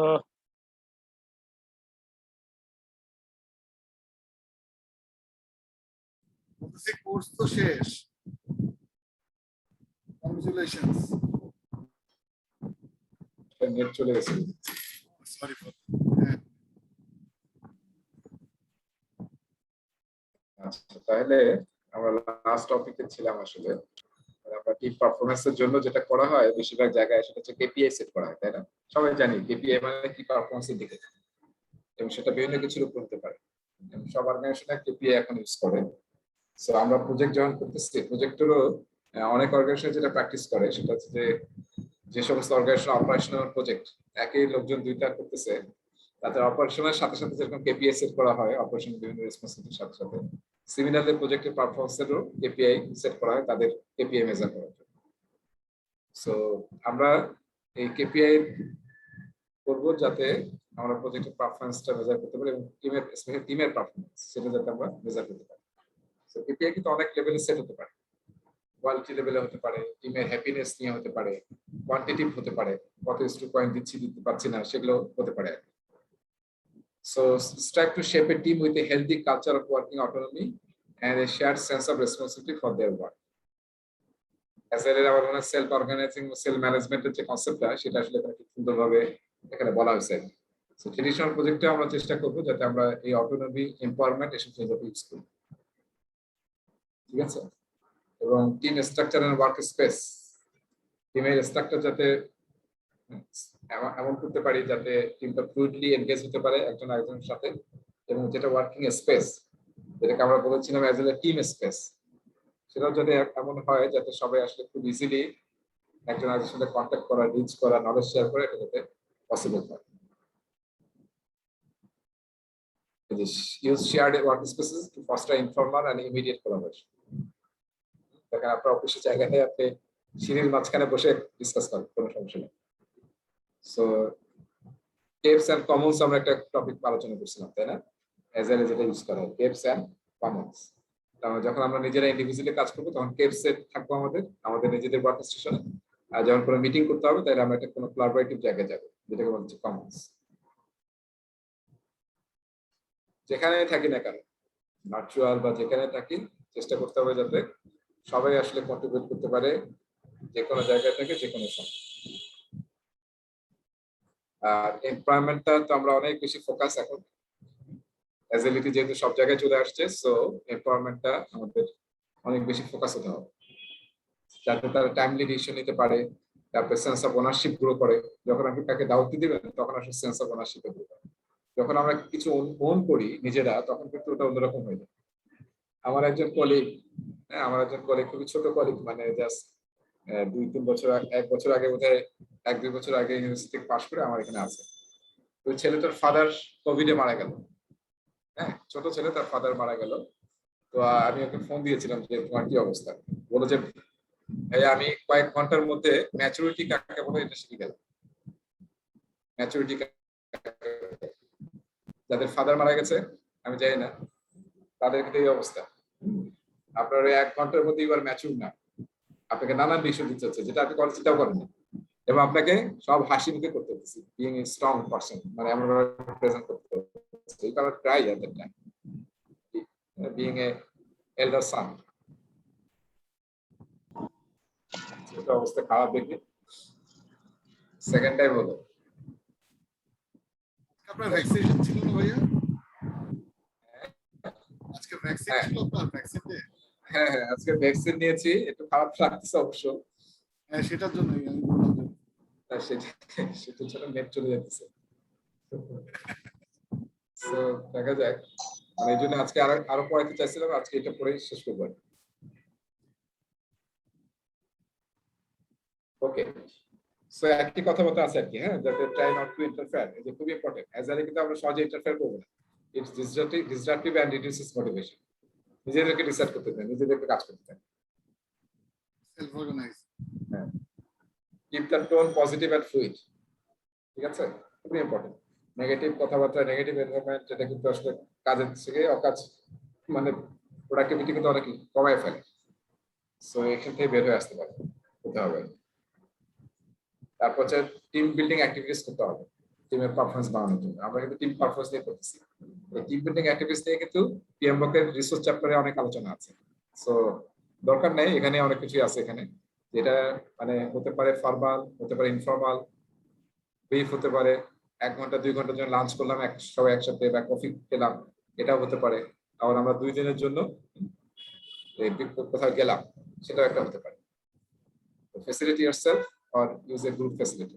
আপনি নিজেও কাজ করতে পারেন, কিংবা ইভেন্ট ম্যানেজমেন্ট যদি করতে চান খুবই আরো সুন্দরভাবে, তাহলে ইভেন্ট ম্যানেজমেন্ট অর্গানাইজেশনকে আপনি ইনভলভ করতে পারেন যদি আপনার বাজেট থাকে। বাজেট থাকাটা দরকার, মানে এইসব যে আপনি করবেন, লাঞ্চ খাওয়াবেন, কফি খাওয়াবেন, হ্যাঁ, বিভিন্ন প্রোগ্রাম করবেন, ছোট ইন্টারনালি বা এক্সটার্নালি, সবগুলোর বাজেট কিন্তু এইচআর প্ল্যানিং এর সময় অবশ্যই করে রাখতে হবে। সো দেখেন এখানে সুন্দর কথা বলছে, use team building activities two influence diverse individuals from many functional areas, each with their own goals, needs and perspective to work as a cohesive team for the good of the project. ঠিক আছে, অনেকে এটা পাত্তা দেয় না, অনেক অর্গানাইজেশনে কোনো বাজেট দেয় না, ঠিক আছে, কিন্তু এগুলো আসলে খুবই ইম্পর্টেন্ট। হ্যাঁ, অনেক জায়গায় আমি গিয়ে দেখেছি, মানে একটা অর্গানাইজেশনে রিসেন্টলি কাজ করলাম, সেখানে দেখলাম যে মানে অর্গানাইজেশন কোনোভাবে এসব দিবে না, টিম বিল্ডিং এ কোনো কিছু নাই, কোনো আপনি যে লাঞ্চ করবেন বা কোনো টি ব্রেক করবে, কোনো কিছু নাই। শেষ পর্যন্ত নিজেরাই টাকা তুলে নিজেরাই খাওয়ার ব্যবস্থা করবেন, যেটা অর্গানাইজেশন দিচ্ছে না, বা দে আর ডুইং দিস, যে আজকে পিৎজা খাওয়াবো আমরা সবাই মিলে, বা প্রজেক্ট ম্যানেজার করতেছে তার নিজের পকেট থেকে। সো এটা করতে হচ্ছে কারণ কি অর্গানাইজেশন আসলে মানে বুঝেই না যে এই জিনিসটা আসলে করা দরকার বা এটা ইম্পর্টেন্ট। সো এটা কিন্তু করতে হবে আমাদের। তারপরে আমরা যে এত ট্রাই করতেছি, এতক্ষণ আলোচনা করলাম কিভাবে টিমের পারফরমেন্স বাড়ানো যায়। এখন আমরা দেখবো আসলে আসলে বাড়তেছে কিনা টিম পারফরমেন্সটা, টিমের মধ্যে ইন্টারাকশন বাড়ছে কিনা, কোঅ্যাসিডেন্স বাড়ছে কিনা, তারপরে কনফ্লিক্ট ঠিক মানে আমরা ঠিক মতো ম্যানেজ করতে পেরেছি কিনা, এবং ইন্ডিভিজুয়াল টিমের এবং ইন্ডিভিজুয়াল স্কিল বেড়েছে কিনা। ঠিক আছে, আসল কিন্তু উদ্দেশ্য কিন্তু আমরা যে টিম পারফরমেন্স বাড়াচ্ছি এটা কিন্তু মেইনলি দুইটা উদ্দেশ্য। আগে বোধহয় বলেছিলাম আমি, একটা হচ্ছে আপনার কম্পিটেন্সি বাড়ানো, স্কিল বাড়ানো ইন্ডিভিজুয়াল এবং টিমের, আর একটা কি টিমের কোহেসিভনেস বাড়ানো, টিমের মধ্যে বন্ডিং বাড়ানো। এই দুটো কিন্তু মেইন টার্গেট, এই পুরো টপিকটার মেইন টার্গেট এই দুইটা, কম্পিটেন্সি বাড়ানো এবং হচ্ছে কোহেসিভনেস বাড়ানো।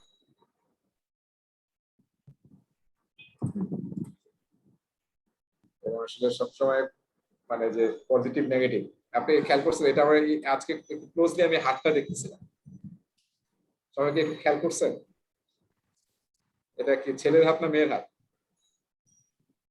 আমি এই জন্য বললাম আমাদের দেশেও এটা মেয়ের হাত ভাইয়া। নেল পলিশ আছে। নেইল পলিশ আছে না, আমি ওইটা দেখে না, আমি আসলে যেটা দেখে আসলে ইয়া হচ্ছে ওর পেন ধরা দেখে বোঝা গেছে কলম ভাইয়া দেখে। মেয়ের হাত। হ্যাঁ, আমরা দেখা যায় দুই আঙ্গুল দিয়ে কলম ধরি আর থার্ড আঙ্গুলটা থাকে, আর মেয়েরা বেশিরভাগই দেখি যে হ্যাঁ। 3 আঙ্গুল দিয়ে কলমটা ধরে, বাংলাদেশেও দেখেছি আমি। জি ভাইয়া। So, আমার ওটা দেখে হাসি লাগলো যে বাইরেও একই অবস্থা, মেয়েটা নিশ্চয়ই বাংলাদেশের না, কিন্তু একই কন্ডিশন আর কি, মিল আছে আসলে। ওকে, সবাই আসলে পেমেন্ট তাই না? ওকে, তাহলে কম্পেয়ার পারফরম্যান্স টু গোলস, যে আমরা কেপিআই সেট দিয়ে শুরু করেছিলাম সেটা আমরা অ্যাচিভ করতে পেরেছি কিনা। তারপরে যে রেসির কথা বলেছিলাম, সবার রোল রেসপন্সিবিলিটি যদি ঠিক থাকে তাহলে আসলে কাজে গন্ডগোলটা কম হয়। আর deliver positives as well as negative feedback. ঠিক আছে, নেগেটিভ ফিডব্যাক অ্যাকসেপ্ট করা এটা খুবই কিন্তু কঠিন বিষয়, তাই না? তো সেটাও আসলে করতে হবে, না হলে আপনি অনেক কিছু মিস করবেন। Discover unknown or unresolved issues, create and monitoring individual training plans. মানে কারো যদি দেখেন যে ইন্ডিভিজুয়ালি তার ইমপ্রুভ হচ্ছে না, তাহলে আরো ট্রাই করতে হবে, আরো সুযোগ দিতে হবে। আর অ্যাজ এন আসলে বলেছি যে প্রেফার করে না যে আপনি কারো ইন্ডিভিজুয়ালি কাউকে অ্যাটাক করেন। হ্যাঁ, এবং ব্লেম গেম যাতে আমরা কোথাও না করি, এটা খুব ইম্পর্টেন্ট। গেমটা যখন কোনো ফেল হবে মনে রাখতে হবে এটা কিন্তু আমরা নিজেরা টিম দেব, এই ফেলটা আমাদের জন্য হয়েছে, বা প্রজেক্ট ম্যানেজার বলবো যেটা আমার জন্য হয়েছে। আপনাদেরকে এই যে গল্প শুনেছিলাম এপিজে আবুল কালামের, সতীশ ধাওয়ানের সাথে যে গল্প, মানে আমাদের 1978 বা 9-এ না, যখন আসলে প্রথম ইয়ে করা হলো, স্যাটেলাইট ছাড়ার চেষ্টা করা হলো, তখন কিন্তু প্রথমটা ফেল করেছিল এবং বঙ্গোপসাগরে পড়ে গেছিল, তাই না? তার মানে কি বিলিয়ন বিলিয়ন ডলার নষ্ট হয়ে গেল। সেই সময় ওই প্রজেক্ট ম্যানেজার ছিলেন হচ্ছে এপিজে আব্দুল কালাম, আর প্রজেক্ট ডিরেক্টর ছিলেন হচ্ছে ওই মিনিস্ট্রির যিনি প্রধান, সতীশ ধাওয়ান নাম। আপনার উনি খুব কম বয়সে হঠাৎ করে মারা গেছেন। এখন যে মহাকাশের যে ইয়াটা মানে মেইন যে গবেষণাগার, সেটার নাম হচ্ছে সতীশ ধাওয়ান নাম। সো সতীশ ধাওয়ান বললেন, এখন সবাই আপনারা ওই সময় কি প্রেসের জন্য সব লোকজন বসে আছে যে আচ্ছা কি হয় না হয়, মানে এত বড় একটা ইভেন্ট ইন্ডিয়ায়। সো প্রেসের লোকজন বসে আছে, কিন্তু এটা জাস্ট কয়েক সেকেন্ডের মধ্যে, মনে হয় 7 সেকেন্ড না কত সেকেন্ডের মধ্যে ফেল করে। তো সবাই আসলে মানে ওয়েট করতেছে কি বলবে এপিজে আব্দুল কালাম, কি বলবে। কারণ ওরা সবাই আগে থেকে প্রেসে বলতেছিল সবাই কার্টুন, অনেক জোক। আপনারা যদি পড়ে থাকেন উইংস অফ ফায়ার বইয়ে, দেখবেন যে ওখানে অনেক জোক কার্টুন ছবি আছে, মানে ফান করা হয়েছিল যে ইন্ডিয়া আবার স্যাটেলাইট পাঠাবে, হ্যাঁ নিজের ইয়া দিয়ে নিজের সায়েন্টিস্টে করবে, মানে হাস্যকর সব ইয়া বানানো হয়েছিল। রাইট। সো তারপরে কি হলো দেখেন, এখন কে যাবে প্রেসের সামনে? সতীশ ধাওয়ান বললেন যে let me face the press, বলে উনি সামনে গেলেন। এপিজে আব্দুল কালামকে বললেন তুমি থাকো, আমি যাচ্ছি। গিয়ে বললেন যে আমাদের সায়েন্টিস্টরা ট্রেমেন্ডাস কাজ করেছে, ট্রেমেন্ডাস এফোর্ট দিয়েছে, কিন্তু সামহাও একটা টেকনিক্যাল কারণে ফেল করছে, কিন্তু নেক্সট আমরা এটা অবশ্যই সাকসেসফুল হব। সো উনি কিন্তু নিজের ঢাল হিসেবে কাজ করলেন এবং তার টিম পুরো সেট থাকলো। পরের বছর নেক্সট ইয়ার কিংবা তার পরের বছরই কিন্তু স্যাটেলাইট সাকসেসফুলি অরবিটে গেল। তখন same press conference, Satish Dhawan বললেন APJ Abul Kalam, now it's your turn, you go and face the press. বুঝতে পেরেছেন? সো সতীশ ধাওয়ান কিন্তু যায়নি, কিছু হচ্ছে এপিজে আব্দুল কালাম যখন টিমের সাকসেস হয়েছে। সো এটা প্রায় এপিজে আব্দুল কালাম তার সব মোটিভেশন স্পিচে এটা কিন্তু মাঝে মাঝে এক্সাম্পল দিতে হয় যে আমি আসলে লিডারশিপ শিখেছি সতীশ ধাওয়ানের কাছ থেকে। সো গল্পটা আমার মনে খুবই মোটিভেশনাল একটা গল্প, সবার জানা দরকার।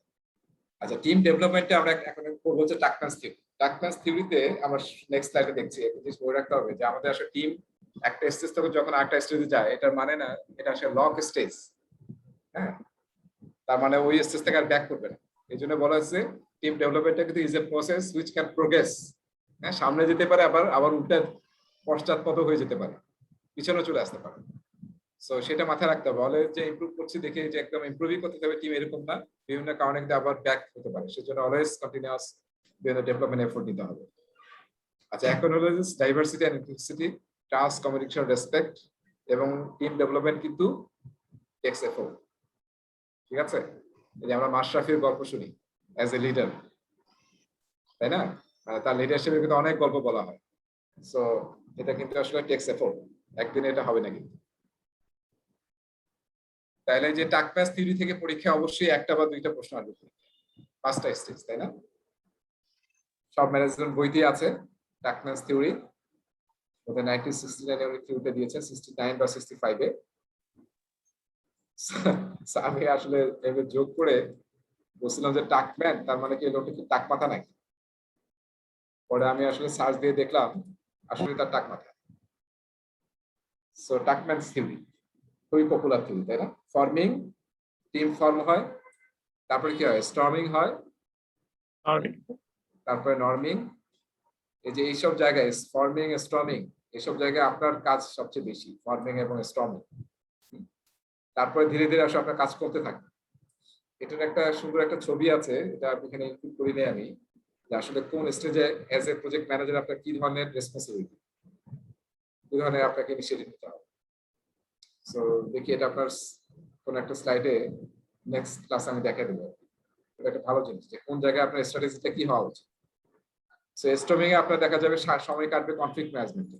ফর্মিং এ আসলে যত আপনি ভালো করবেন, ওই যে রেসি চার্ট ইউজ করা বা রোল সেলসরি ডিফাইন করা, টিম চার্ট তৈরি করা, ঠিক আছে, তত কিন্তু বেটার হবে, এদিকে সমস্যাগুলো কম হবে। এই জন্য কিন্তু আমরা শুরুতেই টিম চার্টার নিয়ে বলেছি, মনে আছে? সেকেন্ড টপিক কিন্তু ছিল টিম চার্টার, কারণ রুল সেট করা, কারণ হচ্ছে যে এইসব কারণ আসে। আর আমরা কিন্তু একই টপিক করতেছি, তাই না? পিপলের যে 7টা টপিক করেছি সেটা হচ্ছে creating a high performing team, আর এখন 7টা টপিক করছি সেটা কিন্তু পিপল রিলেটেড।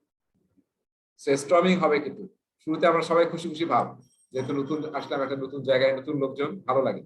এরপরে যখন যার ইন্ডিভিজুয়াল এজেন্ডা নিয়ে শুরু হবে, হ্যাঁ, পার্সোনাল ইন্টারেস্ট, পার্সোনাল তখন দেখবেন যে গন্ডগোল শুরু হবে। তারপর ধীরে ধীরে আবার আমরা বুঝতে পারবো, আমাদের স্পেশালি ইমোশনাল ইন্টেলিজেন্স দিয়ে বুঝতে পারবো যে কে কোনটাতে খুশি হয়, কোনটা কাকে রাগায়। তখন আসলে আমরা নিজেরা নর্মিং হওয়ার চেষ্টা করি। এরপরে আসলে টিমটা পারফর্মিং স্টেজে আসে। এখানে মানে সবচেয়ে ভালো প্রোডাক্টিভ হতে হবে টিমে। এই জায়গায় আসলে অ্যাজ এ প্রজেক্ট ম্যানেজার আপনি কি করবেন? তখন আসলে এমপাওয়ারমেন্টের দিকে আপনি চলে যান। এখন আর আপনার দরকার নেই, আপনি এখন অন্য কাজে ফোকাস করেন। আপনার তো আরো অনেক দায়িত্ব আছে। টিমকে এখন এম্পাওয়ার করে, যেহেতু তার পারফরমেন্স স্টেজে আছে, লেট দেম পারফর্ম। তারপর যখন শেষ হয়ে যাবে তখন আসলে অ্যাডজর্নিং, সবাইকে আবার যে প্ল্যান করেছিলাম আমরা এইচআর প্ল্যান, সেই অনুযায়ী যে যার জায়গায় চলে যাবে একদম। পরীক্ষায় কিন্তু আসবে, আপনাকে সিচুয়েশন দিয়ে বলবে এটা কোন স্টেজে আছে, এটা কি ফর্মিং এ নাকি নর্মিং এ, না কোন স্টেজে আছে টিমটা, এটার একটা প্রশ্ন পরীক্ষায় পাবে। বা অনেক সিচুয়েশন দিয়ে আবার বলবে ম্যাচ করা, টেনে টেনে আপনাকে বসতে হবে এই সিচুয়েশনটা কি ফর্মিং নাকি স্টর্মিং নাকি নর্মিং। আমার মনে হয় নাম যেটা বোঝাচ্ছে সেটাই যথেষ্ট, নামটা যদি ঠিক মতো বুঝতে পারি, ফর্মিং মানে কি, স্টর্মিং মানে কি, নর্মিং মানে কি, নামটা আর তো বুঝতেছি আমরা যে কোনটাতে কি ঘটনাটা ঘটে। সো কয়েকটা প্রশ্ন সলভ করবেন, তাহলে দেখবেন যে আপনি কনফিডেন্স পাবেন। আচ্ছা, এরপরে হচ্ছে ওই যে ম্যানেজ উইথ অবজেক্টিভস যেটা বললাম, সেটা আসলে ম্যানেজমেন্ট স্ট্র্যাটেজি সেম, আমরা যেটা কেপিআই বলেছিলাম ওইটাই আবার একটু বলা হচ্ছে যে আসলে যখনই আমরা প্রজেক্টেরও কাজ করব তখন যাতে আমরা অবজেক্টিভ সেট করি, তাহলে আসলে বেটার হবে কাজ করার জন্য। এবং আপনার মনে আছে কি অ্যাজাইলে যে আমরা স্প্রিন্ট প্ল্যানিং করি, সেখানে কিন্তু কয়েকটা কাজ আছে, তাই না? তার মধ্যে সবচেয়ে বড় কাজ কি স্প্রিন্ট প্ল্যানিং এ? সবচেয়ে বড় কাজ হচ্ছে স্প্রিন্টের গোল সেট করা, তাই না? প্রথমে স্প্রিন্টে গোল সেট করতে হবে যে আমরা কি করতে চাই স্প্রিন্টে, তারপরে কি ফিচার করব সেই গোল অ্যাচিভ করার জন্য সেটা আমরা করবো, কে কোন কাজ করবে সেটা করবো, কিন্তু গোলস সেট করা এবং সেই গোলটা সবাই মিলে সবাই যাতে ফোকাস থাকে, প্রোডাক্ট ওনার থেকে শুরু করে সবাই এই গোলটা অ্যাচিভ করতে পারবে। ঠিক আছে, সো সেটা কিন্তু এখানে বলা আছে through out the project life cycle in an iteration planning session আমরা কিন্তু গোল সেট করি। ঠিক আছে, আর আমাদের ট্রেডিশনাল প্রজেক্টে ফেজে গোল সেট করতে পারি, প্রজেক্ট চার্টারের থ্রুতে আমরা গোল সেট করতে পারি, কিন্তু এটা আসলে আমাদেরকে ড্রাইভ করবে এবং সবার ফোকাসটা যাতে ওইটা হয়, আমরা গোল কিভাবে অ্যাচিভ করি। অলরাইট, সো ফিডব্যাক ফিডব্যাক দিতে হবে, ফিডব্যাক নিতে হবে। ঠিক আছে, এটা খুবই ইম্পর্টেন্ট। ফিডব্যাক নিয়ে আমরা আগেও করছি, যেমন ম্যানেজ কনভেকশন করেছি, এবং অ্যাজাইলে আমরা ফিডব্যাক কখন নেই, কাস্টমারের ফিডব্যাক নেই রিভিউতে, আর রেট্রোস্পেক্টিভে আমরা ফিডব্যাক নেই হচ্ছে আমাদের পারফরম্যান্স ইমপ্রুভ করা যায়। এই জিনিসগুলো বারবার বলা হচ্ছে, স্প্লেন্ডেড ওয়ার্ক, আপনি বলেন যে you are doing a great job, thank you, এসব জোরে জোরে বলেন মানুষকে, যাতে মানুষ আসলে এটা বলতে কোনো টাকা খরচ হয়, কিছু খরচ হয় না, সেগুলো আমরা বেশি বলবো। এরপরে আসেন লাস্ট আমরা টপিকে আছি, পারফরম্যান্স ট্র্যাকিং টেকনিকস। সো আমরা টেকনিক গুলো নিয়ে আগেও দেখেছি, আমরা স্ক্যামে আমরা স্ক্যাম বোর্ড ইউজ করি, এক্সাম্পল দেখিয়েছি, আমরা কানবান বোর্ড ইউজ করতে পারি, টাস্ক বোর্ড ইউজ করতে পারি। তারপরে আমরা যখন কানবান ইউজ করি তখন আমরা থ্রুপুট ইউজ করি, the rate of number of items delivery, throughput. তারপর সাইকেল টাইম, কাস্টমারের অর্ডার থেকে শুরু করে ডেলিভারি পর্যন্ত সেটা হচ্ছে সাইকেল টাইম। তারপরে সাইকেল টাইম যখন আমরা কাজ করবো সেটা হচ্ছে সাইকেল টাইম, আর লিড টাইম হচ্ছে কাস্টমারের অর্ডার থেকে শুরু করে কমপ্লিট হওয়া পর্যন্ত। এগুলো আমাদের পারফরম্যান্স মেজার করার জন্য ইউজ করতে পারি আমরা যখন কানবান বোর্ড ইউজ করবো। আরো অনেক কোয়ালিটি ম্যাট্রিক্স আমরা ইউজ করতে পারি, যে কয়টা ডিফেক্ট হচ্ছে, কয়টা ডিফেক্ট হয় নাই, কয়টা ডেলিভারেবল উইদাউট এরর তৈরি হয়েছে, তারপরে সবগুলো কি অ্যাকসেপ্টেড হয়েছে নাকি কিছু অ্যাকসেপ্ট হয় নাই, তাহলে কয়টা অ্যাকসেপ্টেড হলো কয়টা অ্যাকসেপ্টেড হলো না, এগুলো কিন্তু ম্যাট্রিক্স হিসেবে আমরা ইউজ করতে পারি। আর এখানে আমরা যে আলোচনা করবো সেটা হচ্ছে আর্ন ভ্যালু নিয়ে আলোচনা করবো। আর স্পেশালি ট্রেডিশনাল প্রজেক্টে আমরা বার চার্ট ইউজ করি, শুরুতে করেছি আমরা বার চার্ট দিয়ে কিন্তু আমরা ভেরিয়েন্সটা দেখতে পারি। আর ভ্যালোসিটি মানে হচ্ছে একটা টিমের, তাই না, একটা টিমের পার ইটারেশনে এভারেজ যে স্টোরি পয়েন্ট আমরা ডেলিভারি দিতে পারি সেটাকে বলা হচ্ছে ভ্যালোসিটি। সো এই ভ্যালোসিটি কিন্তু আমাদেরকে হেল্প করে যে নেক্সট ইটারেশন আমরা কি পরিমাণে স্টোরি নেব। এখানে একটা জিনিস খুব মনে রাখতে হবে, সেটা হচ্ছে একটা টিমের ভ্যালোসিটি সাথে আরেকটা টিমের ভ্যালোসিটি কখনো কম্পেয়ার করা যাবে না। ঠিক আছে, তাদের সিচুয়েশন, তাদের কাজ ডিফারেন্ট। এটা বলা যাবে না যে ওই ডিপার্টমেন্টের ওই টিমকে তো সপ্তাহে 50 স্টোরি ডেলিভারি দেয় আর তোমরা খালি 30 দাও কেন। তো একটা টিমের স্টোরি পয়েন্টের সাথে ভ্যালোসিটির সাথে অন্য টিমের কিন্তু ভ্যালোসিটি কম্পেয়ার করা যাবে না, এটা মনে রাখি। পরীক্ষায় এটার উপর বেস করে প্রশ্ন আসবে। Okay, so now let's talk about earned value management. সেটা বলে আমরা শেষ করবো। আর্ন ভ্যালু ম্যানেজমেন্টে আমার 15 মিনিটের মতো সময় লাগবে। আমি এখান থেকে পড়াবো না, আমি জাস্ট হোয়াইট বোর্ডে পড়াবো আপনাদের, পরে আপনারা এখান থেকে মিলিয়ে নেবেন যে এখানে আসলে সবকিছু আমি বলেছি। আর লাস্টের স্লাইড হচ্ছে এইটা, আর্ন ভ্যালু আমি পরে আসতেছি, আলোচনা করবো এটা স্লাইডটা দেখে যাওয়ার পরে।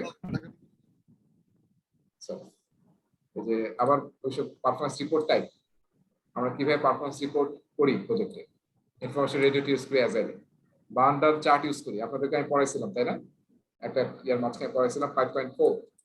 সো এখানে 5.4 এ যে জিনিসগুলো আমি পড়িয়েছিলাম, burn down chart, burn up chart, সেটা কিন্তু এখানে মেনশন আছে, আপনাকে পড়তে হবে 5.4 থেকে। কোথায়? অ্যাজাইল প্র্যাকটিস গাইড, আমি একটা ক্লাসে আপনাদের দেখিয়েছিলাম। আচ্ছা, আর্ন ভ্যালু ম্যানেজমেন্ট রিপোর্ট আমি পড়াচ্ছি, সেটা আর্ন ভ্যালুর সাথে পড়াবে একটু পরে। ভেরিয়েন্স অ্যানালাইসিস, সেটা আপনি বিভিন্নভাবে করতে পারেন, এক্সেলে করতে পারেন বা গ্যান্ট চার্টে করতে পারেন। তারপর ওয়ার্ক পারফরম্যান্স রিপোর্ট, এটা কিন্তু আমরা শুরুর দিকে পড়েছিলাম যে পিএম ওয়ার্ক আসলে 3টা বলা হয়েছে তাই না, ওয়ার্ক পারফরম্যান্স ডেটা যেটা আমরা ফিল্ড থেকে পাই, সেটাকে ফর্মালাইজ করে আমরা তৈরি করি ওয়ার্ক পারফরম্যান্স ইনফরমেশন, আর ওটাকে আমরা যখন ম্যানেজমেন্টকে রিপোর্ট আকারে দেই, আরো ফর্মালাইজ, আরো টেমপ্লেট আকারে, তখন আমি সেটাকে বলা হয় ওয়ার্ক পারফরম্যান্স রিপোর্ট। তারপরে কোয়ালিটি যে ক্রাইটেরিয়াগুলো আমরা সেট করেছিলাম, ওই যে সেগুলোর উপর বেস করে আমরা রিপোর্ট দেবো। তারপরে ড্যাশবোর্ড, এটা আসলে আধুনিক সব প্রজেক্ট ম্যানেজমেন্ট সফটওয়্যারে ড্যাশবোর্ড তৈরি করা যায়। So management, hello, so dashboard তো আমরা মানে অটোমেটিকলি ড্যাশবোর্ড থেকে কিন্তু রিপোর্ট পেয়ে যাই তাই না। এবং যে আমরা র্যাগ ইউজ করি অনেক জায়গায়, র্যাগ মানে কি, রেড, অ্যাম্বার, গ্রিন, সেরকম ইউজ করি, কিন্তু আমরা স্পটলাইট ইউজ করি, ট্রাফিক লাইট। রেড মানে পিছিয়ে গেছি, ভেরিয়েন্সটা টাকা হতে পারে, স্কোপ হতে পারে টাইম। অ্যাম্বার মানে ওয়ার্নিং, আর গ্রিন মানে মানে অ্যাজ পার প্ল্যান বা তার চেয়ে ভালো করছি আমরা। অনেকে কিন্তু র্যাক চার্ট ইউজ করে, এটা উল্লেখ নাই পিএমবকে, জাস্ট বললাম। ট্রাফিক লাইট আমরা অনেক ইউজ করি। অলরাইট, লাস্টে আরেকটা টপিক আছে, সেটা হচ্ছে আপনার value stream map. Value stream map মানে হচ্ছে আমরা যে কাস্টমার কোন একটা অর্ডার দেয় কোন একটা প্রোডাক্ট বা সার্ভিস, সেই প্রোডাক্ট বা সার্ভিসে ডেলিভারি দেওয়ার জন্য কাস্টমারের অর্ডার থেকে শুরু করে ডেলিভারি পর্যন্ত যে সমস্ত প্রসেসগুলো ইনভলভ, হ্যাঁ, সেই প্রসেসগুলোকে আমরা ফুল ল্যান্ডস্কেপটাকে আমরা বলতেছি ভ্যালু স্ট্রিম। ভ্যালু স্ট্রিম তার মানে কাস্টমারের অর্ডার থেকে শুরু করে তাকে ডেলিভারি দেওয়ার পর্যন্ত আমরা যে সমস্ত প্রসেস প্রসিডিউর ইনভলভ, সেগুলোকে আমরা সেই ল্যান্ডস্কেপটাকে বলতেছি ভ্যালু স্ট্রিম। এবং সেটাকে যে গ্রাফিক্যালি প্রেজেন্ট করা হয় সেটাকে বলা হয় ভ্যালু স্ট্রিম ম্যাপ। এই ভ্যালু স্ট্রিম ম্যাপটা আসলে ইউজ করা হয় লিনে। লিনে তো আমরা কানবান ইউজ করি, তখন আসলে ভ্যালু স্ট্রিমটা ইউজ করা হয়। এটা সব জায়গায় ইউজ করা যেতে পারে। এবং আসলে অর্গানাইজেশন গুলো সাইডও থেকে এখন ধীরে ধীরে ভ্যালু স্ট্রিম ম্যাপের দিকে যাচ্ছে, ভ্যালু স্ট্রিমের দিকে যাচ্ছে। এবং আপনারা পিএমবকে 7 এডিশনের শুরুর দিকে বলা আছে যে আমরা আসলে ভ্যালু ডেলিভারি ল্যান্ডস্কেপ বা ভ্যালু স্ট্রিম ল্যান্ডস্কেপ তাই আসলে মেইন ফোকাস হচ্ছে যে ভ্যালুটা কি প্রজেক্টের, সেটা আমরা কিভাবে ডেলিভারি দেবো, তার সাথে কি কানেক্টেড জিনিস আছে, সেগুলোকে আমরা কানেক্ট করে সেইভাবে আসলে আমরা প্রোডাক্টের ডেলিভারি দেবো। সো ভ্যালু স্ট্রিম যে গ্রাফিক্যালি প্রেজেন্ট করা হয় সেটাকে বলা হচ্ছে ভ্যালু স্ট্রিম ম্যাপ। এখানে দেখেন দেখানো হয়েছে যে কাস্টমারের কোনো একটা ডেলিভারি দেওয়ার জন্য আমরা সাপ্লায়ারের কাছ থেকে র ম্যাটেরিয়াল নেবো, সেটা আবার রিসিভ করার পর আমরা বিভিন্ন প্রসেসিং করবো র ম্যাটেরিয়ালকে। এখানে কিন্তু অনেক ইনফরমেশন ফ্লো হবে, তারপর প্রসেসের ফ্লো আছে, তারপর নেক্সট প্রসেস করবো। প্রসেসের কোনো নাম দেওয়া হয় নাই, মানে এখানে জাস্ট ফর এক্সাম্পল বলা হচ্ছে। এইভাবে 4টা প্রসেস করার পরে কাস্টমারদের জন্য এটা রেডি হয়ে যাবে এবং আমরা ডেলিভারি দেবো। ঠিক আছে, এটা হচ্ছে ভ্যালু স্ট্রিম ম্যাপ। তার মানে কাস্টমারের ভ্যালু কোনটা, এই যে আমি শিপিং করতেছি তাকে, কাস্টমারকে কোনো একটা প্রোডাক্ট বা সার্ভিস, সেই ভ্যালুটা দেওয়ার জন্য সমস্ত কানেক্টেড অ্যাক্টিভিটিস গুলো আমার অর্গানাইজেশনের, সেগুলি হচ্ছে আমাদের ভ্যালু স্ট্রিম। আর গ্রাফিক্যালি যে প্রেজেন্ট করতেছি সেটা হচ্ছে ভ্যালু স্ট্রিম ম্যাপ বলা হয়। এই ভ্যালু স্ট্রিম ম্যাপের সাথে আরেকটা জিনিস থাকে যেটাকে বলা হয় টাইম ল্যাডার বলা হয়। এখানে আসলে যেটা উপরে আছে তার মানে এটা হচ্ছে কাজের টাইম, আর এই যে যেটা নিচে আছে সেটা হচ্ছে ওয়েটিং টাইম, মানে এটা কোনো কাজের না, নন ভ্যালুয়েটিং টাইম। যেমন আমরা অ্যাপ্রুভালের জন্য হয়তো ওয়েট করছি, হ্যাঁ, এরকম এটাকে বলা হচ্ছে নন ভ্যালু ওয়ার্ক। আর এটা হচ্ছে যেটা ভ্যালু ক্রিয়েট করছে সেই ধরনের কাজ, সেটা 4 দিন আমরা কাজ করছি। আবার মাঝখানে দেখেন এই প্রসেস থেকে আরেক প্রসেসের মাঝখানে আমরা তখন 2 দিন কাজ করেছি, আবার 2 মিনিটের জন্য ওয়েট করতে হয়েছে। আবার 1 দিন কাজ করছি, 4 ঘন্টা আবার ওয়েট করতে হয়েছে। আবার আরেকদিন কাজ করছি, 1 ঘন্টা ওয়েট করতে হয়েছে। আবার 1 ঘন্টা কাজ করে আমরা ডেলিভারি রেডি করেছি। সো এখান থেকে আসলে আমাদের প্রসেসের এফিসিয়েন্সি বের করা যায় ভ্যালু, এই যে টাইম ল্যাডার থেকে। টাইম ল্যাডারটা কিভাবে তৈরি হচ্ছে, যেখানে আসলে ভ্যালু অ্যাড করার জন্য যে কাজটা করতেছি সেটা হচ্ছে উপরে থাকে ল্যাডারে, আর যেটা কোনো ভ্যালু এডিং না, কোনো ভ্যালু অ্যাড করে না, সেটা হচ্ছে নিচে থাকে। সো এটা থেকে আসলে আমাদের এফিসিয়েন্সি তৈরি করা যায়, বের করা যায়, কি বলে ওটাকে, প্রসেস এফিসিয়েন্সি। সেটা একটা ফর্মুলাও আছে, ফর্মুলা আছে এবং একটা পার্সেন্টেজে তৈরি করা হয়। সো ফর্মুলাটা জানার দরকার নাই, যেহেতু আসলে পিএমবকে এটা নিয়ে কোনো আলোচনা করে নাই, শুধু বলছে যে ভ্যালু স্ট্রিম কাকে বলে, এবং ভ্যালু স্ট্রিমকে যখন আমরা গ্রাফিক্যালি প্রেজেন্ট করি সেটাকে ভ্যালু স্ট্রিম ম্যাপ বলা হয়, এবং সেটা আসলে লিন থেকে আসছে, লিন এবং কানবান থেকে এসেছে। আর এইভাবে আমরা টাইম ল্যাডার দিয়ে দেখতে পারি যে আসলে কোনটা আমাদের ভ্যালু এডিং ওয়ার্ক আর কোনটা নন ভ্যালু এডিং ওয়ার্ক। ফলে আপনি যদি এটাকে কমায় ফেলতে পারেন তাহলে কি হবে, আপনার আসলে এই টাইম টু ডেলিভারিটা অনেক কমে যাবে। স্লাইডটা একটু। হ্যাঁ বলো। তো এটা যে সাপ্লায়ার থেকে রিসিভিং আসছে 2 ইনটু ডেইলি, এটা কি বোঝাইছে? তো 2 বার আসলে আপনি সাপ্লায়ারের কাছে ডেলিভারি নেবেন। এটা কি মানে এটা থিম, এটা যে আমি 2 বার দেওয়ার পরে আমার প্রসেসিং শুরু হবে? হ্যাঁ, সেটা না হতে পারে, একবার প্রসেস শুরু হয়েছে আবার আরেকটা আসলে দিনের 2টা ডেলিভারি হতে পারে। মানে 2টার কমও নেওয়া যাবে না, বেশিও নেওয়া যাবে না, এরকম এক্সাম্পল ফিক্সড? হ্যাঁ হ্যাঁ, তা তো বটে। মানে আপনার যে মানে আমরা তো এখন সবাই জাস্ট ইন টাইম ইউজ করি, তাই না, জিট ইউজ করি। সো আমার যে কাজটা করতেছি আমি তার জন্য আসলে সার্টেন কোন একটা অ্যামাউন্ট, যেটা আমার 2 বার ডেলিভারি লাগবে সাপ্লায়ারের কাছ থেকে। ঠিক আছে। বা এটা দুইটা সাপ্লায়ার হতে পারে, এটা কোনো ব্যাখ্যা দেয় নাই, দুইটা সাপ্লায়ার হতে পারে, যে দুইটা ভিন্ন সাপ্লায়ার থেকে আমার দুইটা জিনিস পাবো, বাইরে আসলে আমি প্রসেসটা শুরু করতে পারবো, এরকম হতে পারে। ঠিক আছে, alright. So retrospective lesson learn নিয়ে আমরা অনেক কথা বলছি, আমার মনে হয় এটা আলোচনা করার দরকার নেই, আপনারা অলরেডি অনেক জানেন। সো লেসন লার্ন যা পাই সেটা র্যাঙ্ক করতে হবে, তারপর আসলে ইনকর্পোরেট করতে হবে। রেট্রোস্পেক্টিভ দিয়ে অনেকগুলো স্লাইডে আলোচনা ছিল, সেটা আবার এখানে বলা হচ্ছে, এবং একটা ভিডিও আছে। সো দেখি ভিডিওটা কতক্ষণের, ভিডিওটা একটু দেখি, হ্যাঁ দেখি আমরা, তারপর আনভেলিতে যাই। সাউন্ডটা আবার ক্লিয়ার হয়ে গেছে, ক্লিয়ার আছে, দেখি এই ভিডিওটা ক্লিয়ার করলাম। Alright, Welcome to the Project Management Institute's Spotlight series. In this presentation, the spotlight is shining on project status reports. Sharing information about your project with sponsors and team members is vital for project success. You need to be able to generate project status reports that are clear and compelling so stakeholders understand the status of the project and can make the right decisions about it. The elements you should include in your status report depend on what is most important to your project sponsor and stakeholders. In most cases, the most important thing to communicate is whether or not the project is on track to complete on time and within budget. You must determine this by gathering data about the tasks and any problems that have arisen that could impact the project. Talk to your team members about their tasks and progress. Ask them what they have completed and when.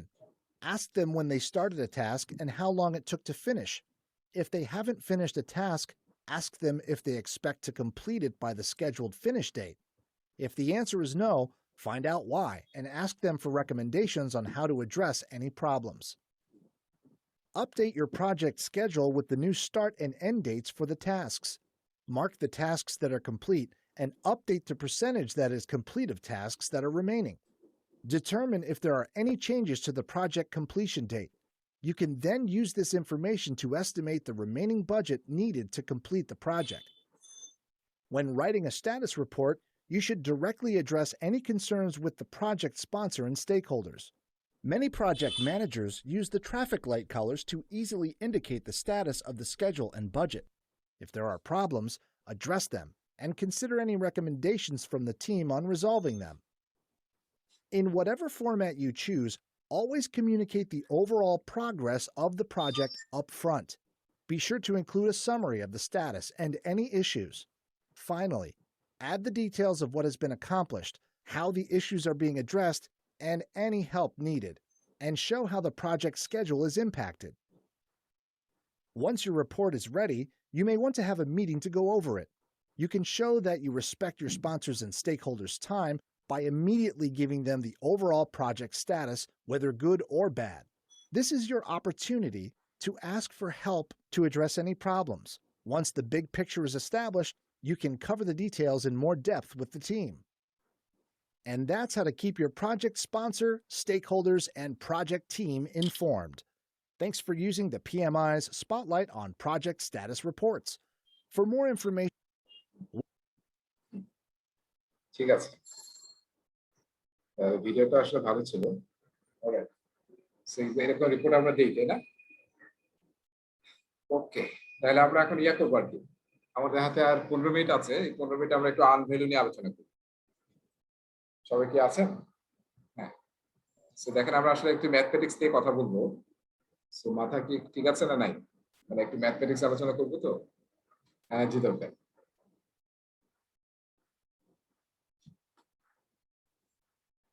আচ্ছা, দেখেন আমি একটু white বোর্ডে যাচ্ছি, so earn value, আমরা এখন যে টপিকটা নিয়ে আলোচনা করব সেটা হচ্ছে আর্ন ভ্যালু ম্যানেজমেন্ট। পরীক্ষায় আসে, হ্যাঁ, আর্ন ভ্যালু ম্যানেজমেন্ট পরীক্ষায় আসে, এটাকে অনেক সময় ইভিএ বলা হয়, আর্ন ভ্যালু অ্যানালাইসিস বলা হয়। সো আর্ন ভ্যালু ম্যানেজমেন্ট এমন একটা ম্যাথমেটিক্যাল টুল যেটা দিয়ে আসলে প্রজেক্টের স্কোপ, শিডিউল এবং কস্ট একই সাথে মেজার করা সম্ভব হয় ম্যাথমেটিক্যালি। সো দ্যাটস ওয়াই এটা সব প্রজেক্ট ম্যানেজমেন্টের বইয়ে খুবই গুরুত্ব সহকারে আলোচনা হচ্ছে। আমরা যদি ইউজ করি তাহলে আসলে খুবই ইজিলি স্পন্সরকে কমিউনিকেট করতে পারবো আমাদের স্কোপের কি অবস্থা, আমাদের টাকা পয়সার কি অবস্থা এবং আমাদের শিডিউলের কি অবস্থা। সেই জন্য প্রায় মানে 13টার মতো ফর্মুলা আছে আর্ন ভ্যালু, যেটা আসলে ম্যাথমেটিক্যালি প্রেজেন্ট করা যায় আপনার প্রতিটি স্ট্যাটাস কি। সো আর্ন ভ্যালু ম্যানেজমেন্ট এই নামটা কোথা থেকে আসলো?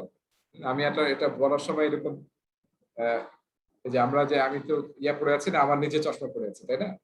এখন যখন আসলে আপনি you will talk with about earned value management, তখন আপনাকে স্টেক হোল্ডারের চশমা পড়তে হবে, একটু ব্ল্যাক চশমা পড়লে। সো মানে কি? তার মানে হচ্ছে যে স্টেক হোল্ডার যে টাকা দিয়েছে আপনাকে, এখন স্টেক হোল্ডার জানতে চায় যে আমি যে তোমাকে $2 মিলিয়ন দিলাম এবং তুমি 6 মাস কাজ করছো, রাইট? 6 মাস পার হয়ে গেছে, 500K খরচ করে ফেলেছো, তুমি আমাকে এই $500 এগেইনস্টে কি পরিমাণ ভ্যালু আমার জন্য আর্ন করেছো, কি পরিমাণ ভ্যালু আমি আর্ন করেছি। সেখান থেকে কিন্তু আর্ন ভ্যালু ম্যানেজমেন্ট টার্মটা আসছে। স্পন্সর যে প্রজেক্ট ম্যানেজার যে টাকা খরচ করলো অ্যাজ এ স্পন্সর, আমি কি পরিমাণ ভ্যালু প্রজেক্ট থেকে এখন পেয়েছি, সেটাকে বলা হয় আর্ন ভ্যালু ম্যানেজমেন্ট। কি পরিমাণ ভ্যালু আমি আর্ন করেছি, তো সেখান থেকে টার্মটা আসলে কয়েন হয়েছে। সো আমরা এখন দেখি যে আসলে স্পন্সর জানতে চাচ্ছে from me as a project manager যে আমার প্রজেক্টের স্ট্যাটাস কি কোন একটা সার্টেন টাইমে। সেই টাইমটাকে বলা হয় স্ট্যাটাস ডেট। ঠিক আছে, টাইমটাকে বলা হয় স্ট্যাটাস ডেট অথবা ডেটা ডেট। খুবই ইম্পর্টেন্ট, স্ট্যাটাস কিংবা ডেটা ডেট। তার উপর বেস করে কিন্তু মানে রিপোর্ট সব ডিফারেন্ট হয়ে যাবে, কোন ডেটা আপনি স্ট্যাটাস দিচ্ছেন প্রজেক্টে। সো আমরা একটা এক্সাম্পল নিচ্ছি এখানে। সেই এক্সাম্পলটা হচ্ছে এরকম যে আমরা একটা সরি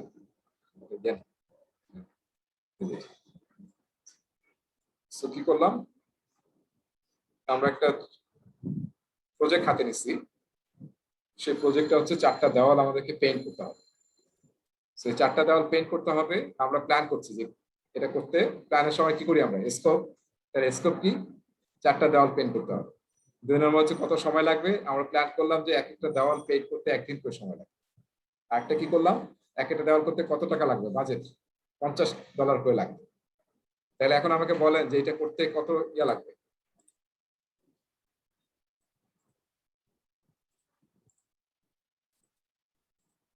সবাই শুনছেন নাকি না? জি ভাই শুনছি। তাহলে আমরা যে স্ট্যাটাসটা শুনলাম, আমরা প্ল্যান করতেছি, এখনো কাজ শুরু করিনি। তাহলে আমাদের বাজেট কত এই প্রজেক্টের? $200 $200। যেহেতু 4 দিনে 4টা দেওয়া 200, এটাকে বলা হয় বিএসি। আমি একটু আনভ্যালুড টার্ম ইউজ করতেছি। বিএসি মানে হচ্ছে বাজেট এট কমপ্লিশন। তার মানে আমরা প্ল্যান করছি যে আমাদের কাজটা শেষ করতে, কমপ্লিট করতে $200 লাগবে। এটা হচ্ছে অথরাইজ বাজেট, ম্যানেজমেন্ট অথরাইজ করেছে। স্কোপ তো বুঝেছি, তাই না? 4টা দেওয়াল পেইন্ট করতে হবে। টাইম কত, টাইম কয়দিন লাগবে? 4 days। 4 days। সেটা হচ্ছে আমাদের শিডিউলটা, এটা হচ্ছে 4 days। অলরাইট। সো দেখেন আমরা দুইটা ইনফরমেশন পেলাম। আমরা কখন করলাম এটা, প্রজেক্ট শুরুর আগে। তার মানে আমাদের প্ল্যানিং শেষ, এখন আমরা প্রজেক্টে কাজ শুরু করব। কাজ শুরু করার পরে সেকেন্ড ডে যখন শেষ হয়ে গেছে, তখন আপনার এই কি বলা ওটাকে, একটু কোথা থেকে যেন নয়েজ আসতেছে। আরিফ থেকে আরিফ। সো সেকেন্ড ডে শেষে আপনাকে আপনার কন্ট্রাক্টর বা আপনার টিম মেম্বার এসে বললো যে আমাদের 3টা দেওয়াল পেইন্ট হয়ে গেছে, 3টা দেওয়াল পেইন্ট হয়ে গেছে এবং $120 খরচ হয়েছে। ঠিক আছে, তাহলে কি 2টা ডেটা পেলাম। এটা কি আসলে ওয়ার্ক পারফরম্যান্স ডেটা। 2টা ডেটা পেলাম ফিল্ড থেকে যে আমাদের 3টা দেওয়াল পেইন্ট হয়ে গেছে এবং আমাদের $120 খরচ হয়েছে। কয়দিনে? সেকেন্ড ডে শেষ, মানে 2 দিন শেষ হয়ে গেছে। তাহলে দেখেন, যখনই আর্ন ভ্যালুর কোনো আপনি ক্যালকুলেশন করবেন, তখন কিন্তু আসলে 4টা ভেরিয়েবল যদি আপনি ক্লিয়ারলি আইডেন্টিফাই করতে পারেন, বুঝতে পারেন, তাহলে আর্ন ভ্যালু যে ম্যাথই আসুক না কেন পরীক্ষায়, আপনি সেটা সলভ করতে পারবেন।